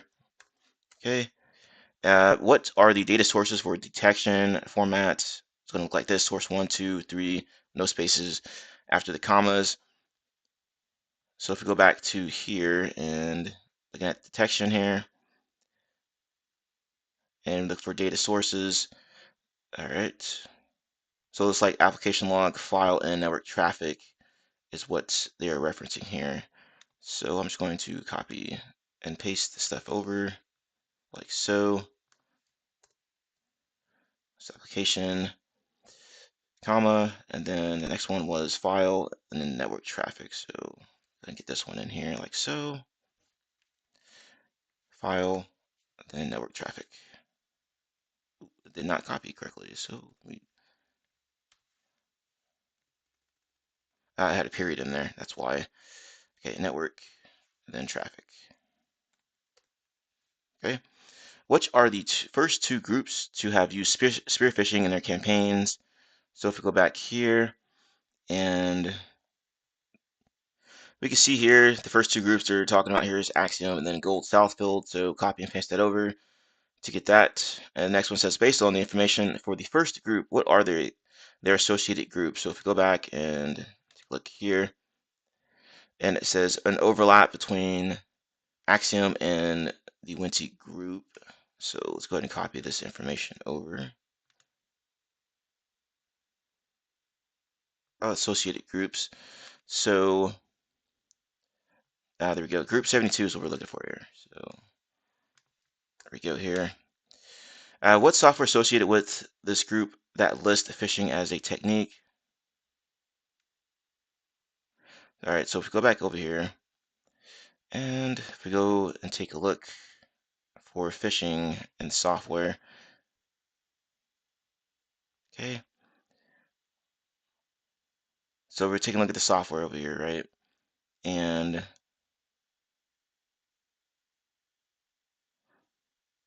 so you got to read through all this stuff here, apparently. Let's see. Let's just make this easier. Let's type in phishing. And there we go. So this should be what we're looking for here. Hike it. What is the description of for the software? So let's go back here and go and click into this.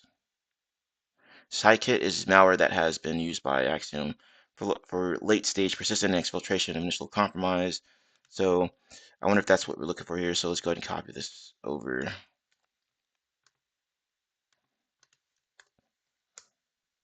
we go.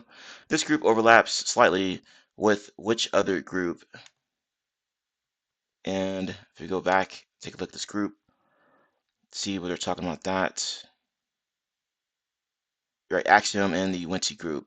So they're probably looking for a Wincy group. Let's go ahead and copy and paste this over. Oops. Yes. So it should be that one. And how many techniques are attributed to this group? So scroll down to techniques used, and there should be 15 listed here. So that should be our answer for that one. 15. Task number 4, CAR knowledge base. Cyber Analytics Repository. The official definition of CAR is the MITRE. Cyber Analytics Repository is a knowledge base of analytics developed by MITRE based on MITRE ATT&CK adversarial model. CAR defines a data model that is leveraged in its pseudocode representations, but also includes implementations directly targeted at specific tools. Examples are Splunk, EQL, and its analytics. With respect to coverage, CAR is focused on providing a set of validated and well-explained analytics, in particular with regards to their operating theory and rationale. Instead of further attempting to explain what CAR is, let's dive in. With our newly acquired knowledge from the previous section, we should feel comfortable and understand the information that CAR is providing us.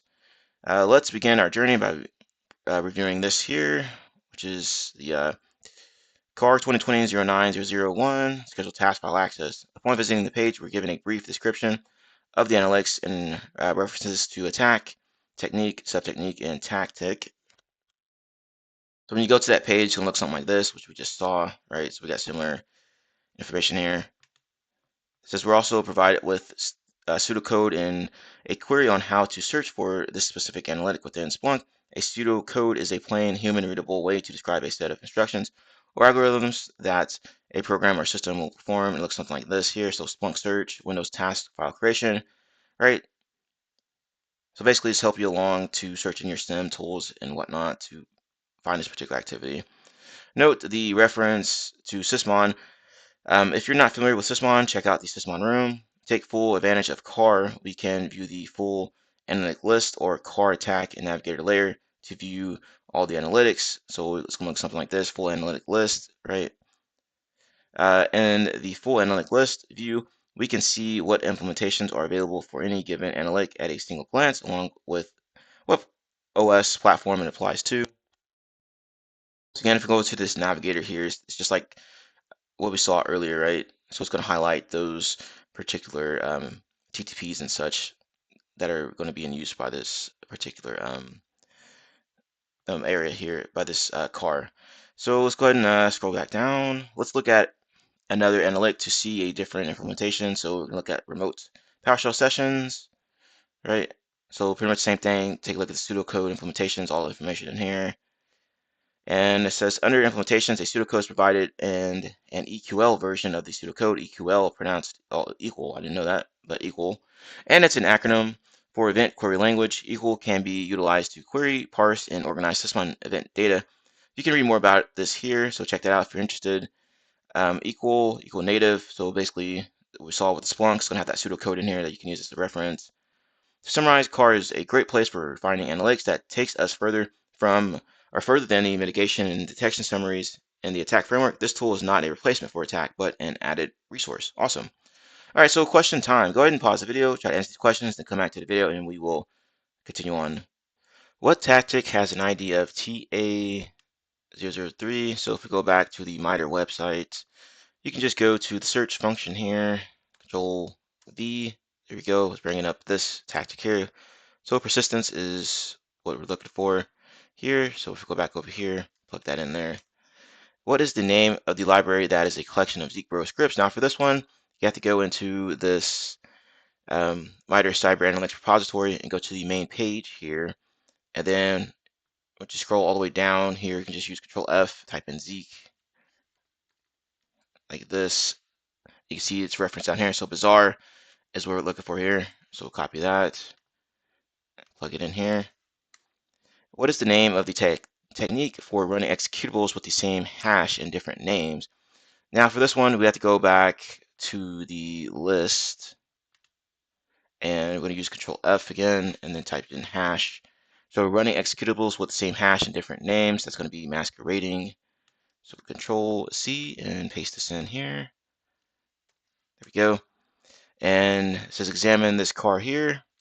Besides implementations, what additional information is provided to analysts to ensure coverage for this technique? So we'll go back to this here, and we're going to search for that particular car.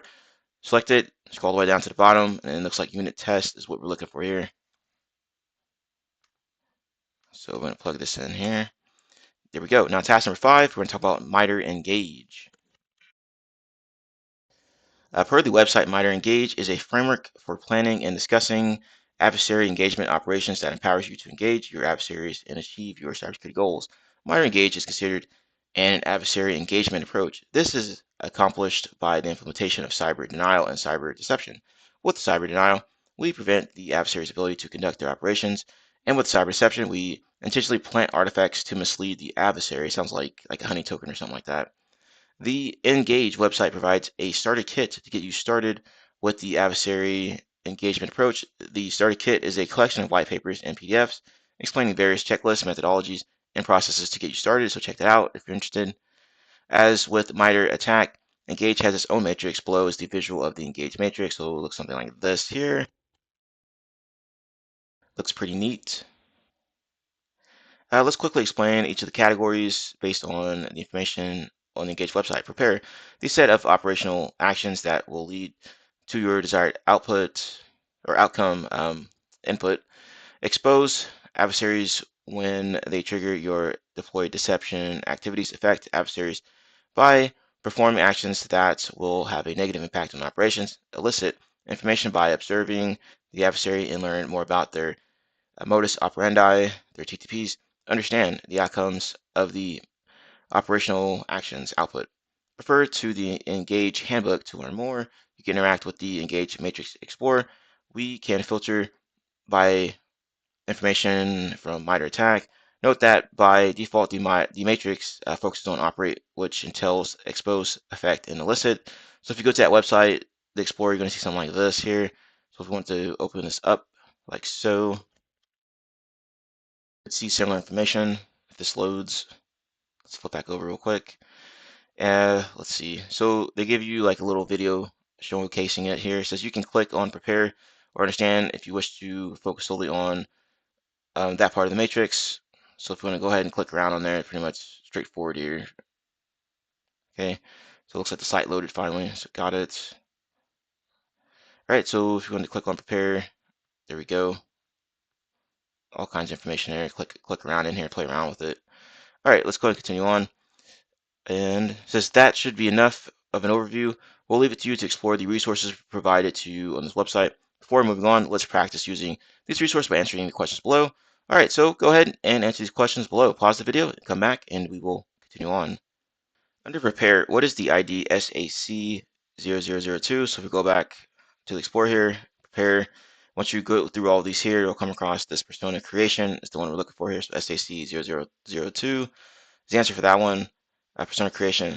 What is the name of the resource to aid you with the engagement activity from the previous question? So if we go back to the site, you just go up here and search persona, hit enter, and then it'll come up with this here. This persona profile worksheet is what we are looking for this one here. which engagement activity baits a specific response from the adversary. And I believe if we go to all tools here, well, actually, if we go back, let's go back again.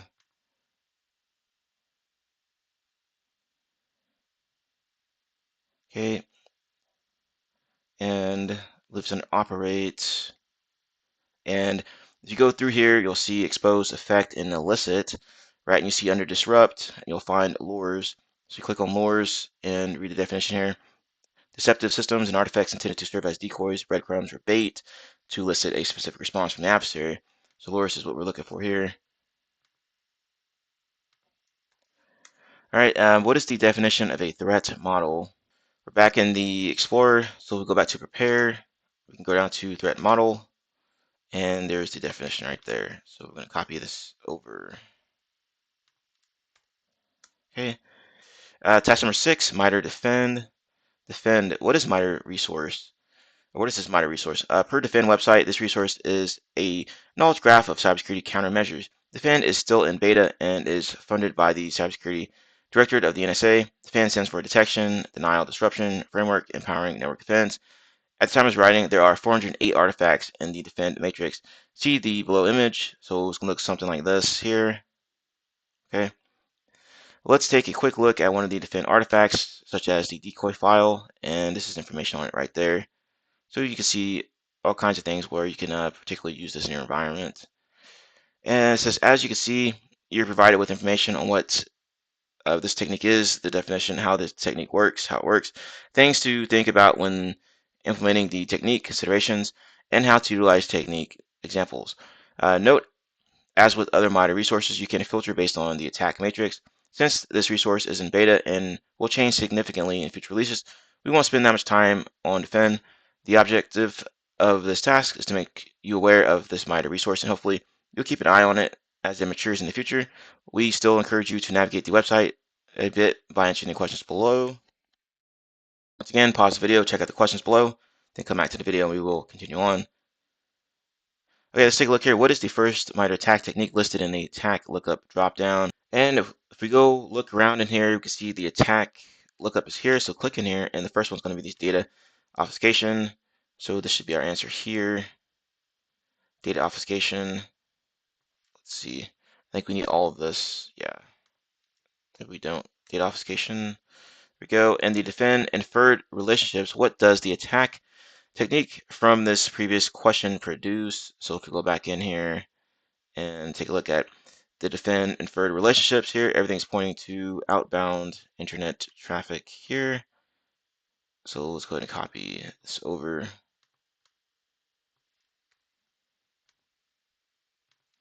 Right, and that should complete that task. Task number 7, attack emulation plans. If these tools provided to us by MITRE are not enough under MITRE Ingenuity, we have the adversary emulation library and attack emulation plans, CTID. MITRE formed an organization named the Center of Threat Informed Defense, CTID. This organization consists of various companies and vendors from around the globe. Their objective is to conduct research on cyber threats and their TTPs and share this research to improve cyber defense for all. Some of the companies and vendors who are participants of CTID are Attack IQ founder, Verizon, Microsoft founder, Red Canary founder, and Splunk. Per the website, together with participant organizations, we cultivate solutions for a safer world and advance threat-informed defense with open source software, methodologies, and frameworks. By expanding upon the MITRE ATT&CK knowledge base, our work expands the global understanding of cyber adversaries and their tradecraft with the public release of data sets critical to better understanding adversarial behavior and their movements. Attack emulation plans. The adversary emulation library is a public library making adversary emulation plans a free resource for blue/red teamers. The library and the emulations are a contribution from CTID. There are several attack emulation plans currently available: APT3, APT29, and FIN6. The emulation plans are a step-by-step guide on how to mimic the specific threat group. If any of the C-suite were to ask, how would we fare if APT29 hit us? This can easily be answered by referring to the results of the execution of the emulation plan. Review the emulation plan to answer the questions below. So go ahead and pause the video and try to answer these questions below, and then come back to the video, and we will continue on. In phase 1 of the APT3 emulation plan, what is listed first? So let's go ahead and check this out. And it says phase 1, okay, looks like C2 setup is what we are looking for here. So C2 setup. Under persistence, what binary was replaced with cmd.exe? All right, under emulation plan documents, let's check this out here. And as we're scrolling through, we'll see something in here called persistence. So click on that. And it says set hc.exe with cmd. So this should be what we are looking for here. Okay, let's go and plug this in.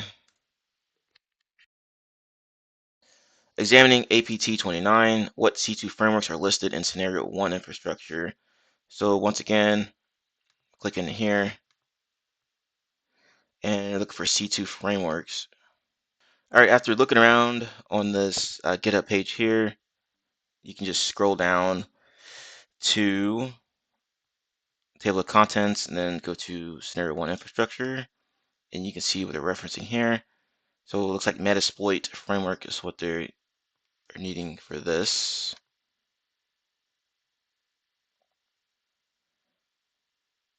Oh, actually, I skipped one. Oh, that's right. Okay, I'm tripping. So that's going to be the first one, or puppy, or however you pronounce this, is going to be the first one. So let's go and plug both of these in here. Okay. And should be framework. Okay, what C2 framework is listed in scenario 2? So once again, let's go back, scenario 2 infrastructure, and same thing, what C2 framework, Posh C2. This looks like what we're looking for here. Okay, and examine the emulation plan for Sandstorm. It says what web shell is used for scenario 1. Check MITRE ATT&CK for the software ID for the web shell. What is the ID? All right, so all I did was plug in Sandworm up here. Okay, then on the left side, just click on Sandworm, emulation plan, and it said scenario 1. Yeah, scenario 1. And it says PAS web shell, PS web shell. So let's go ahead and copy this, and then go back to the MITRE website. PAS web shell. Okay, and we're looking for an ID. Yeah, software ID. Okay, and this should be it here.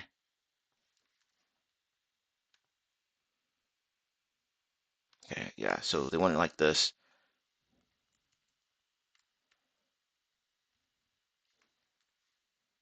Okay, and then that should be it there. Task number 8, attack and threat intelligence. Threat intelligence, TI for short, or cyber threat intelligence, CTI for short, is the information or TTPs attributed to the adversary. By using threat intelligence as defenders, we can make better decisions regarding the defensive strategy. Large corporations might have an in-house team whose primary objective is to gather threat intelligence for other teams within the organization.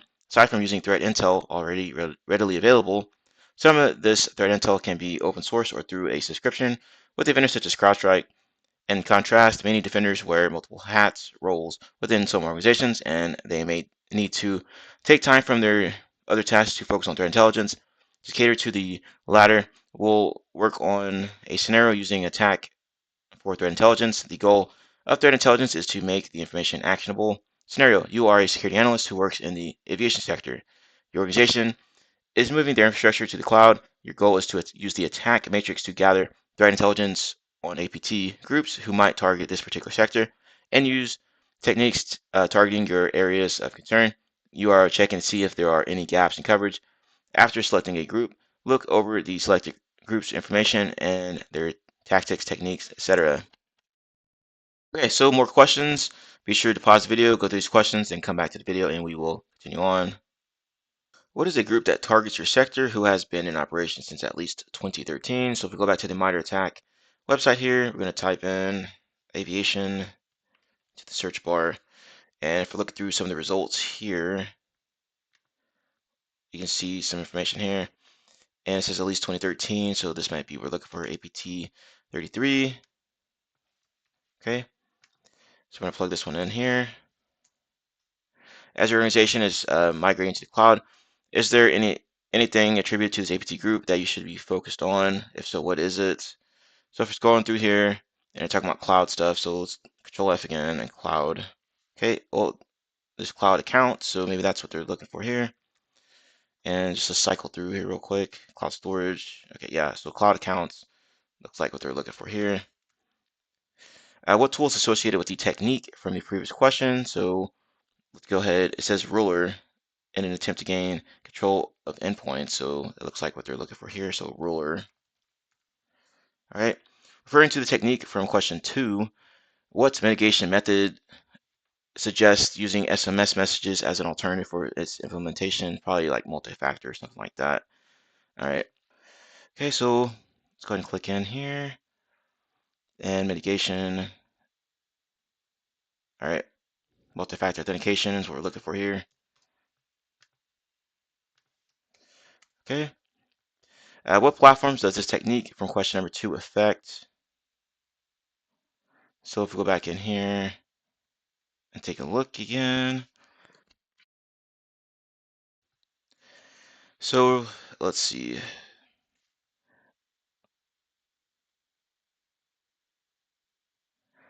And let's Control F again. Platforms. All right, so this should be what we're looking for here. Okay. And task number 9, conclusion.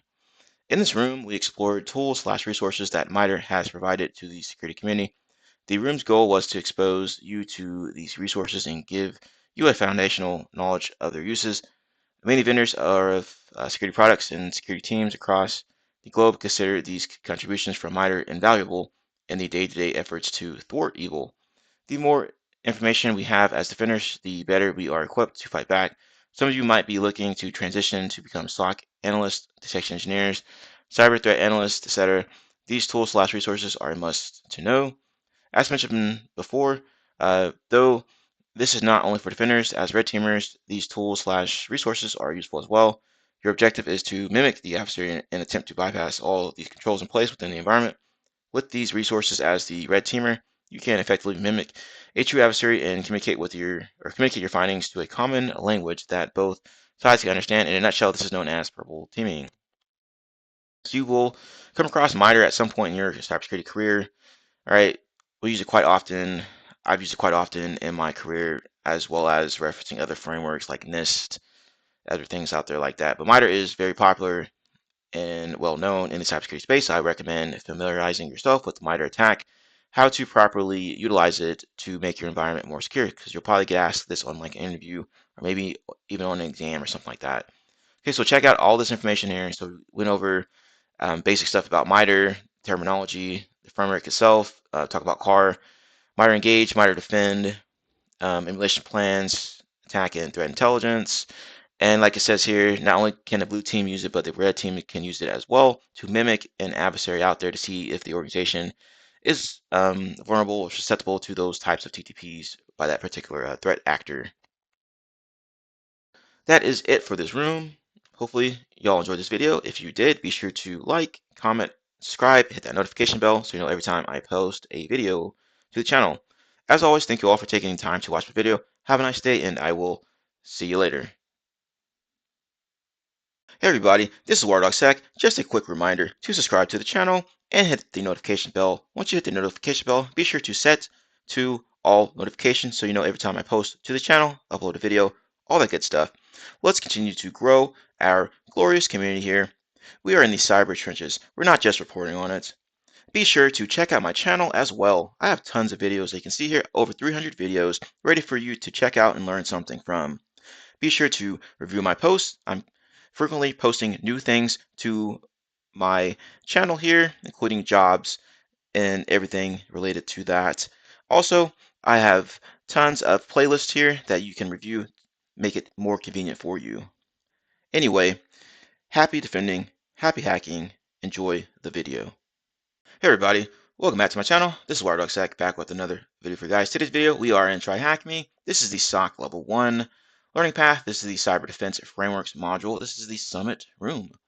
Can you chase a simulated adversary up the pyramid of pain until they finally back down? So we're going to go ahead and check out this room. If you are following along here, we've been making some steady progress through SOC Level 1. Be sure to check out my other videos before you get to this one. But without further ado, let's go ahead and dive into it.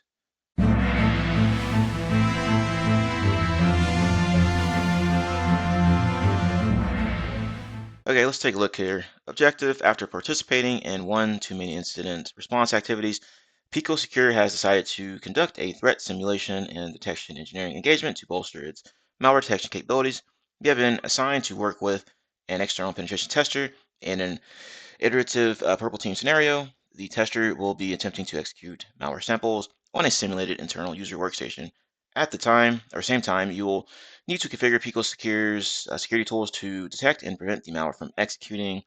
Following the pyramid of pains ascending priority of indicators, your objective is to increase the simulated adversary's cost of operations and chase them away for good. Each level of the pyramid allows you to detect and prevent various indicators of attack.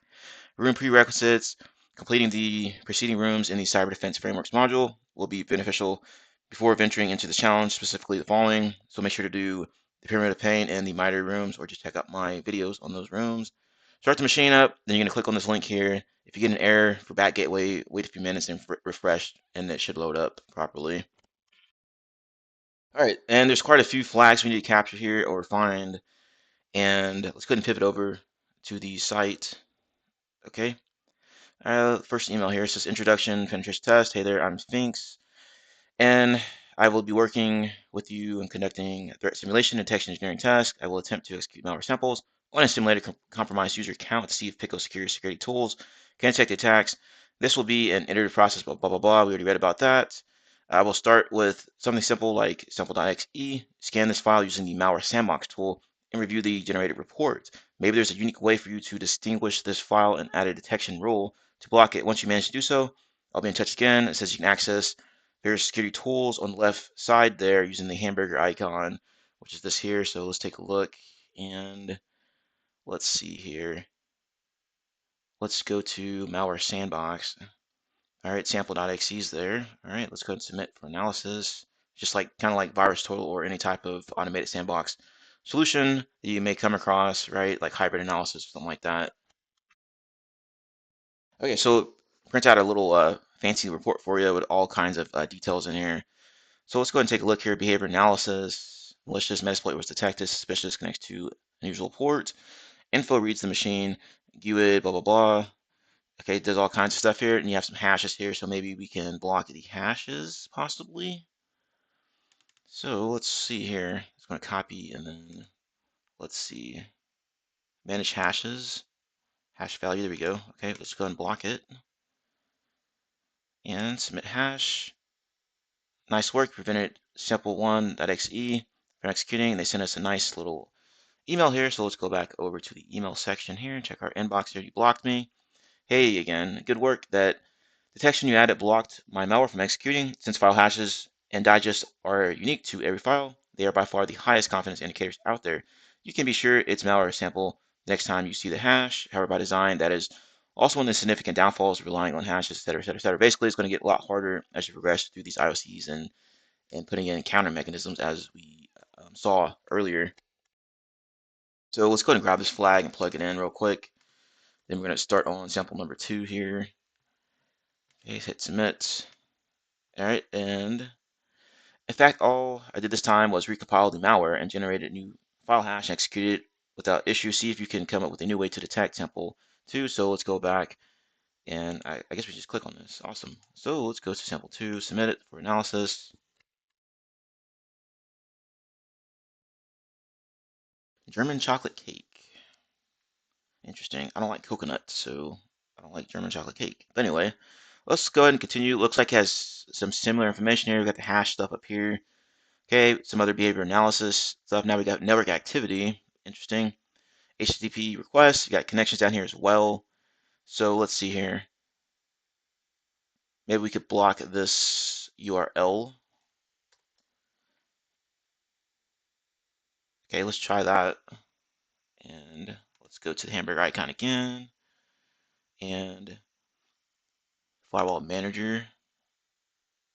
And okay, we'll just do the IP then. Egress. So we'll put any source and then we'll plug this. It got cut off. Okay, well, let's go back over to the sandbox again and grab just the IP. And then ports 4444. Okay, so let's flip back over to the firewall manager. Create a rule, egress, which is outbound. So anything going out to this here, deny, save rule. Okay, check inbox. Okay, so that's done. Let's go to mail. Okay, it says it seems like you stopped me again. You must have found an IP address to which my malware sample connected. Clever. This method isn't foolproof though, as it's trivial for a motivated adversaries to get around it using a new public IP address. I just signed up for a cloud service provider, and now have access to many more public IPs. Great.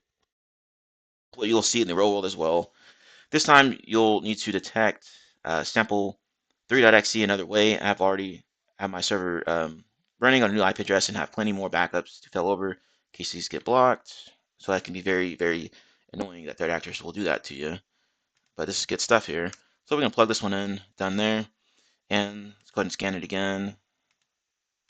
Okay, and we should have some additional information, I'm assuming, since number 2 had a lot more information than 1.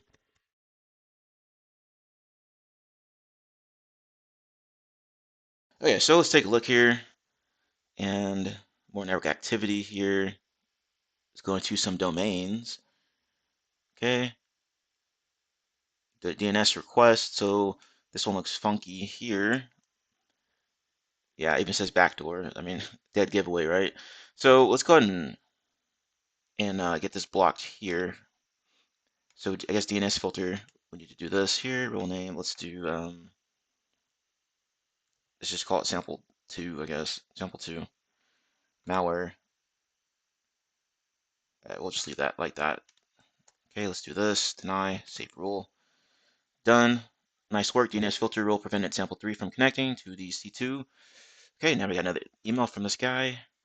Okay, there's the next flag here. So let's go ahead and grab this bad boy and plug it in real quick. All right, now let's try to get this next flag here. It looks like you're able to block my domain this time because every new IP address I get or try gets detected. You're causing me a bit of trouble now. I have to purchase and register some new domain names and modify DNS records. So some attackers might get mildly annoyed by this and find a new target, but I'm motivated to continue like many. This time, blocking hashes, IPs, or domains won't help you. If you want to detect sample 4, consider what artifacts or changes my malware leaves on the victim's host system. Interesting. So I'm wondering if there's going to be like some kind of maybe commands or something like that.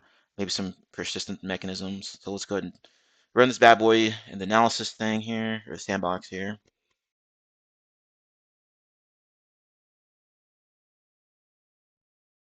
Okay, so let's go ahead and scroll down and take a look here.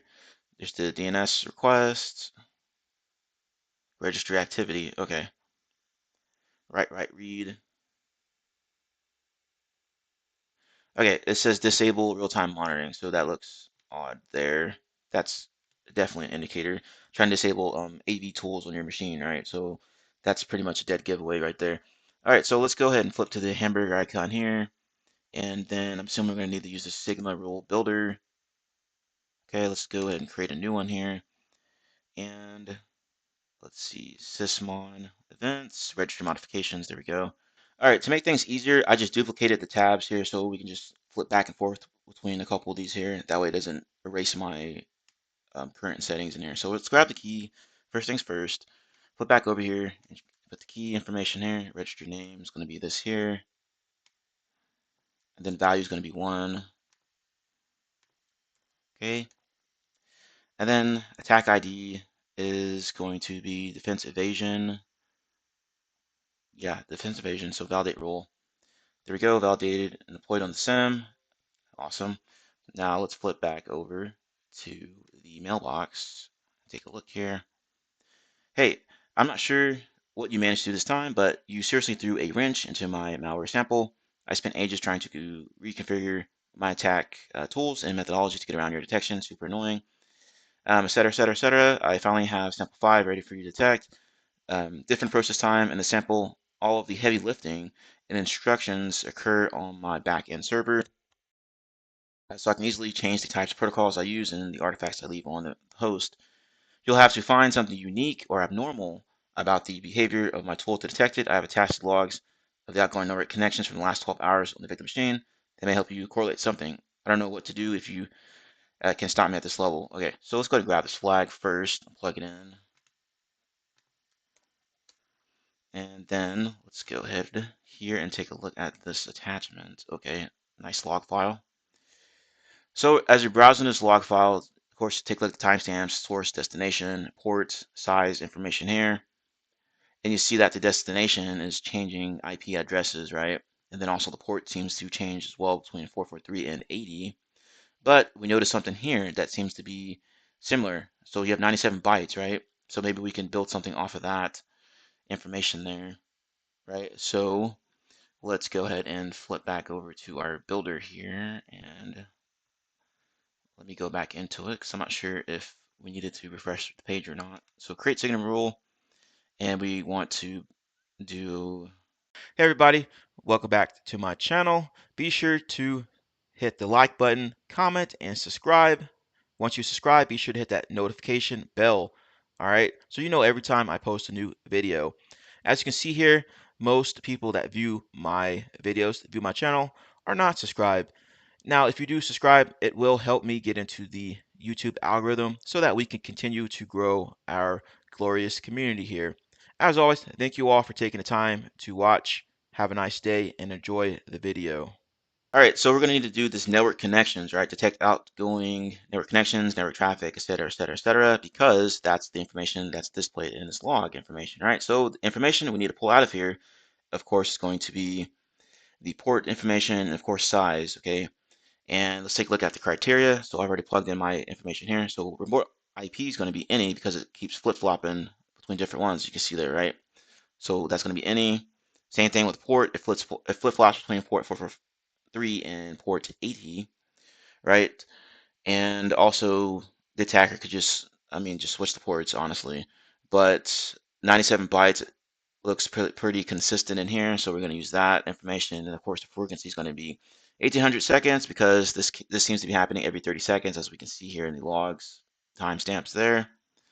Okay, and then attack ID is going to be command and control because obviously it's connecting back to a C2 server. So validate this rule. There we go. Sigma rule has been validated, automatically deployed to the SIM. And you can go ahead and review this information here because this is what the rules are going to look like if you ever get into like detection engineering type of space, anything like that. You're going to see similar information here. Okay, anyway, so let's go ahead and check our mail again. All right, so let's go ahead and grab this flag before anything else, plug it in. And then we're on the last flag here, which is going to be final flag received from Sphinx. Okay, let's take a look here. You have managed to detect sample 5. I'm very impressed, but also very annoyed because now I need to go back to the drawing board and create a brand new tool to do what I needed to do. If I can't find another one quickly, this will be another significant investment. Also, I will need to train myself all over again on how to use it, et cetera, et cetera, et cetera. From last trick, I have sample 6. This time, you will need more than artifacts or tool detection to help you. You'll need to focus on something extremely hard for me to change subconsciously my techniques and procedures. I've attached the recorded command logs from all my previous samples to understand better what actions I tend to perform on my victims to extract information. Once I have remote access, good luck. Okay, so let's go and take a look here. And let's see. So they're doing all kinds of commands here, directory stuff here, net, local, group, administrator.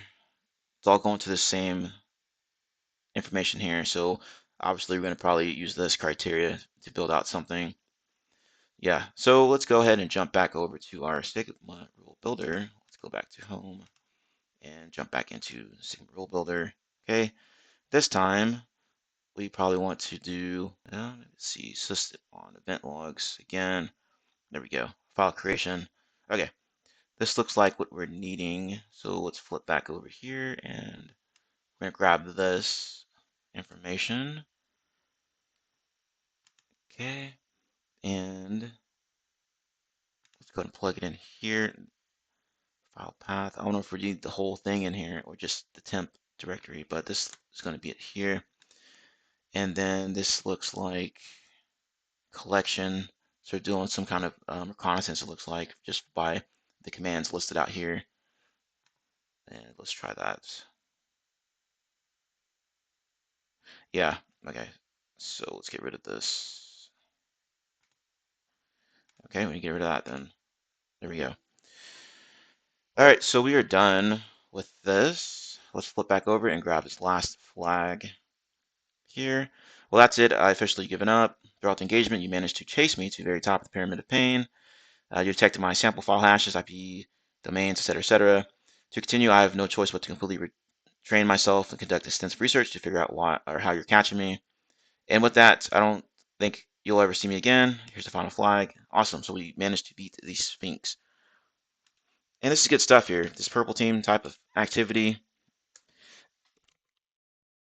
Try this out yourself. If you build out your own like home lab environment, you can use a tool out there called like Atomic Red Team. There's probably some others out there as well that you can use. So you can set up like a home lab with like a sim environment, something like that, and then play around with something similar like this if you want to dive deeper into this particular area. This is some good stuff here because you'll come across this on the blue team side of things if you're working in like maybe the SOC or incident response type work, you know. But anyway, that is it for this video. If you enjoyed this video, be sure to like, comment, subscribe, and hit that notification bell if you are new here. As always, thank you all for taking the time to watch my video. Have a nice day, and I will see you later. Hey everybody, this is WireDogSec. Just a quick reminder to subscribe to the channel and hit the notification bell. Once you hit the notification bell, be sure to set to all notifications so you know every time I post to the channel, upload a video, all that good stuff. Let's continue to grow our glorious community here. We are in the cyber trenches. We're not just reporting on it. Be sure to check out my channel as well. I have tons of videos that you can see here, over 300 videos ready for you to check out and learn something from. Be sure to review my posts. I'm frequently posting new things to my channel here, including jobs and everything related to that. Also, I have tons of playlists here that you can review, make it more convenient for you. Anyway, happy defending, happy hacking, enjoy the video. Hey everybody, welcome back to my channel. This is WireDogSec, back with another video for you guys. Today's video, we are in TryHackMe. This is the SOC Level 1 learning path. This is the Cyber Defense Frameworks module, and this is the eviction room. Unearth the monster from under your bed. Hopefully, you're all having an awesome day today and ready to learn something. So, let's go ahead and dive into it.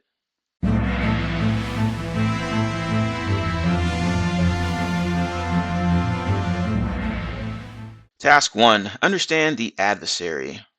Sunny is a SOC analyst at eCorp, which manufactures rare earth metals for government and non-government clients. She receives a classified intelligence report that informs her that an APT group, APT-28, might be trying to attack organizations similar to eCorp.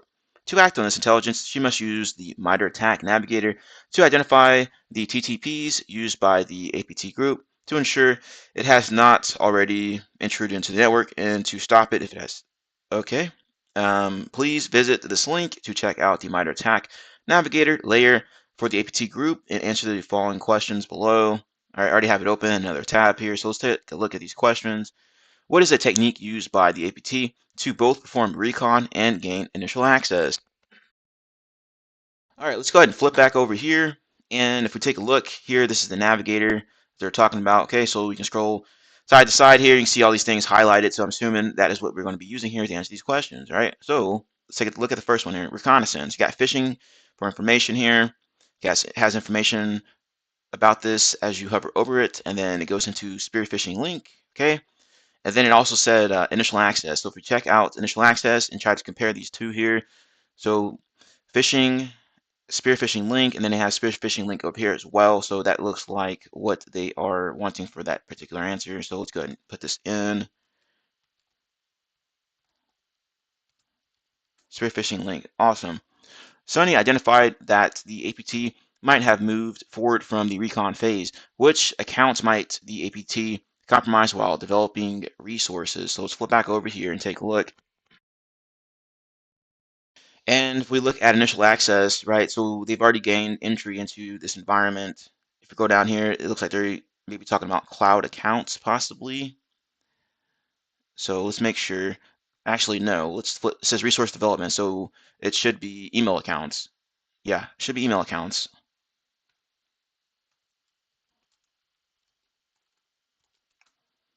There we go. eCorp has found that the APT might have gained initial access using social engineering to make the user execute code for the threat actor. Sony wants to identify if the APT was also successful in execution. What two techniques of user execution should Sony look out for? Answer format, technique 1 and technique 2. Okay, so let's take a look here. So we need to figure out the two techniques for user execution. And let's flip back over here. And let's go ahead and scroll around here. Execution. All right. So user execution here. It says 14 techniques. And let's scroll down. As we scroll down on execution, we can see malicious file and malicious link. And it says user execution. So this should be what they're looking for here. Let's flip back over here and type this in.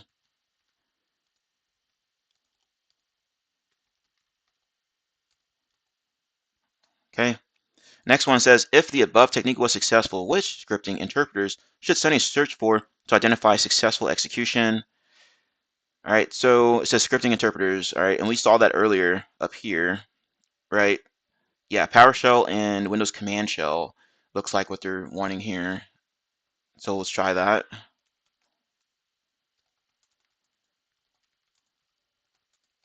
There we go.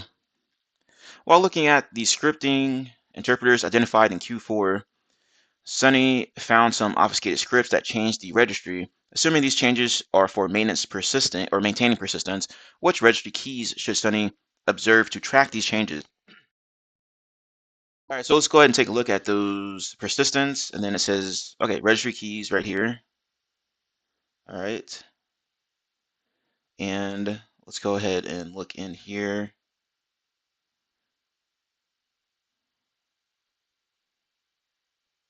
All right, so it should be, I'm assuming this is registry run keys is what they're looking for this one here. All right, so let's go ahead and plug that in.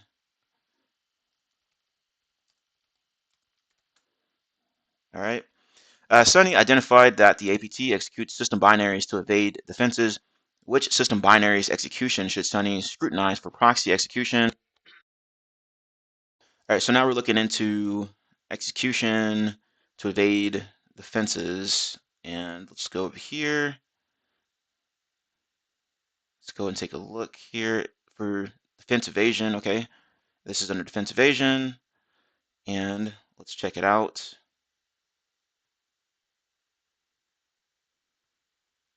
Okay, let's see here. Well, there's bootkit down there. Run DLL 32. Hey everybody, welcome back to my channel. Be sure to hit the like button, comment, and subscribe. Once you subscribe, be sure to hit that notification bell. All right, so you know every time I post a new video. As you can see here, most people that view my videos, view my channel, are not subscribed. Now, if you do subscribe, it will help me get into the YouTube algorithm so that we can continue to grow our glorious community here. As always, thank you all for taking the time to watch. Have a nice day and enjoy the video. System binary proxy execution. So run DLL32 is what they're looking for here. Okay. So Sunny identified TCP dump on one of the compromised hosts, assuming this was placed there by the threat actor. Which technique might the APT be using here for discovery? So let's go back and scroll up again. So defense evasion, discovery. There we go. And it says TCP dump. Network sniffing is probably going to be what that is because that's what that tool is used for. looking at network packets and stuff like that. There we go. It looks like the APT achieved lateral movement by exploiting remote services. Which remote services should Sunny observe to identify APT activity traces? Interesting. Okay, so we got lateral movement by remote services, then activity traces. So let's take a look up here again. If we scroll down, you can see remote services here, and then the one that's highlighted is SMB/Windows admin shares. So that's what they're looking for here.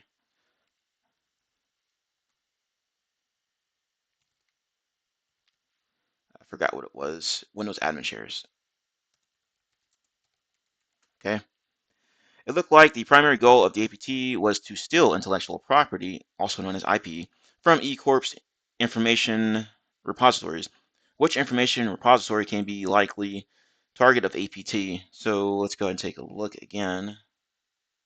And that would go under, let's see, here, repositories. So probably SharePoint is what they're looking for here. Let's see here. Well, there's code repositories. I wonder why that's not highlighted. Interesting. Let's try that SharePoint. Looks like what they're looking for here.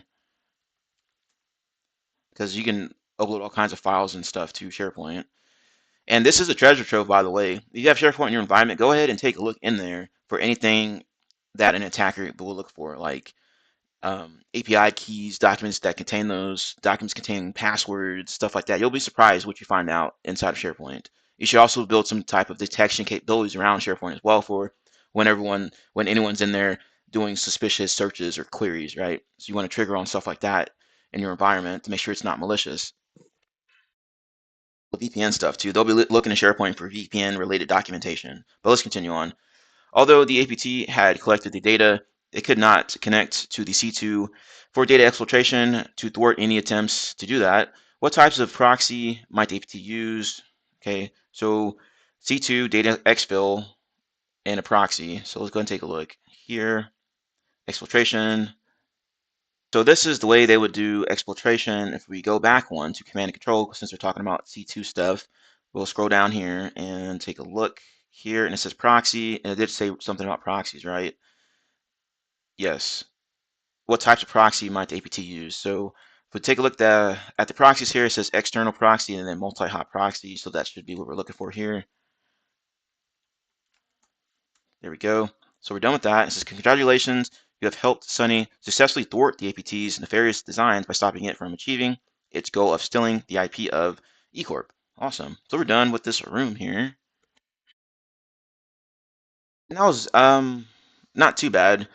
It probably could have been explained a little bit better going through here, because if you're not used to looking at this navigator thing here, it can get a little bit confusing with all this information and stuff in here, which is why you should play around with this at your own leisure. Familiarize yourself with the process and all these items in there if you plan on using that in your environment. So let's go back here. Oh, nice, got a badge. But anyway, so we learned quite a bit in here, learn how to work our way through this navigator thing here, and then also something that could relate to your environment if you're on the blue team side of things, going through an investigation process, right? Anyway, that wraps up this video. If you enjoyed the video, be sure to like, comment, and subscribe to the channel. Hit that notification bell as well so you know anytime I post to the channel. Thank you all for your continued support. Have a nice day, and I will see you later.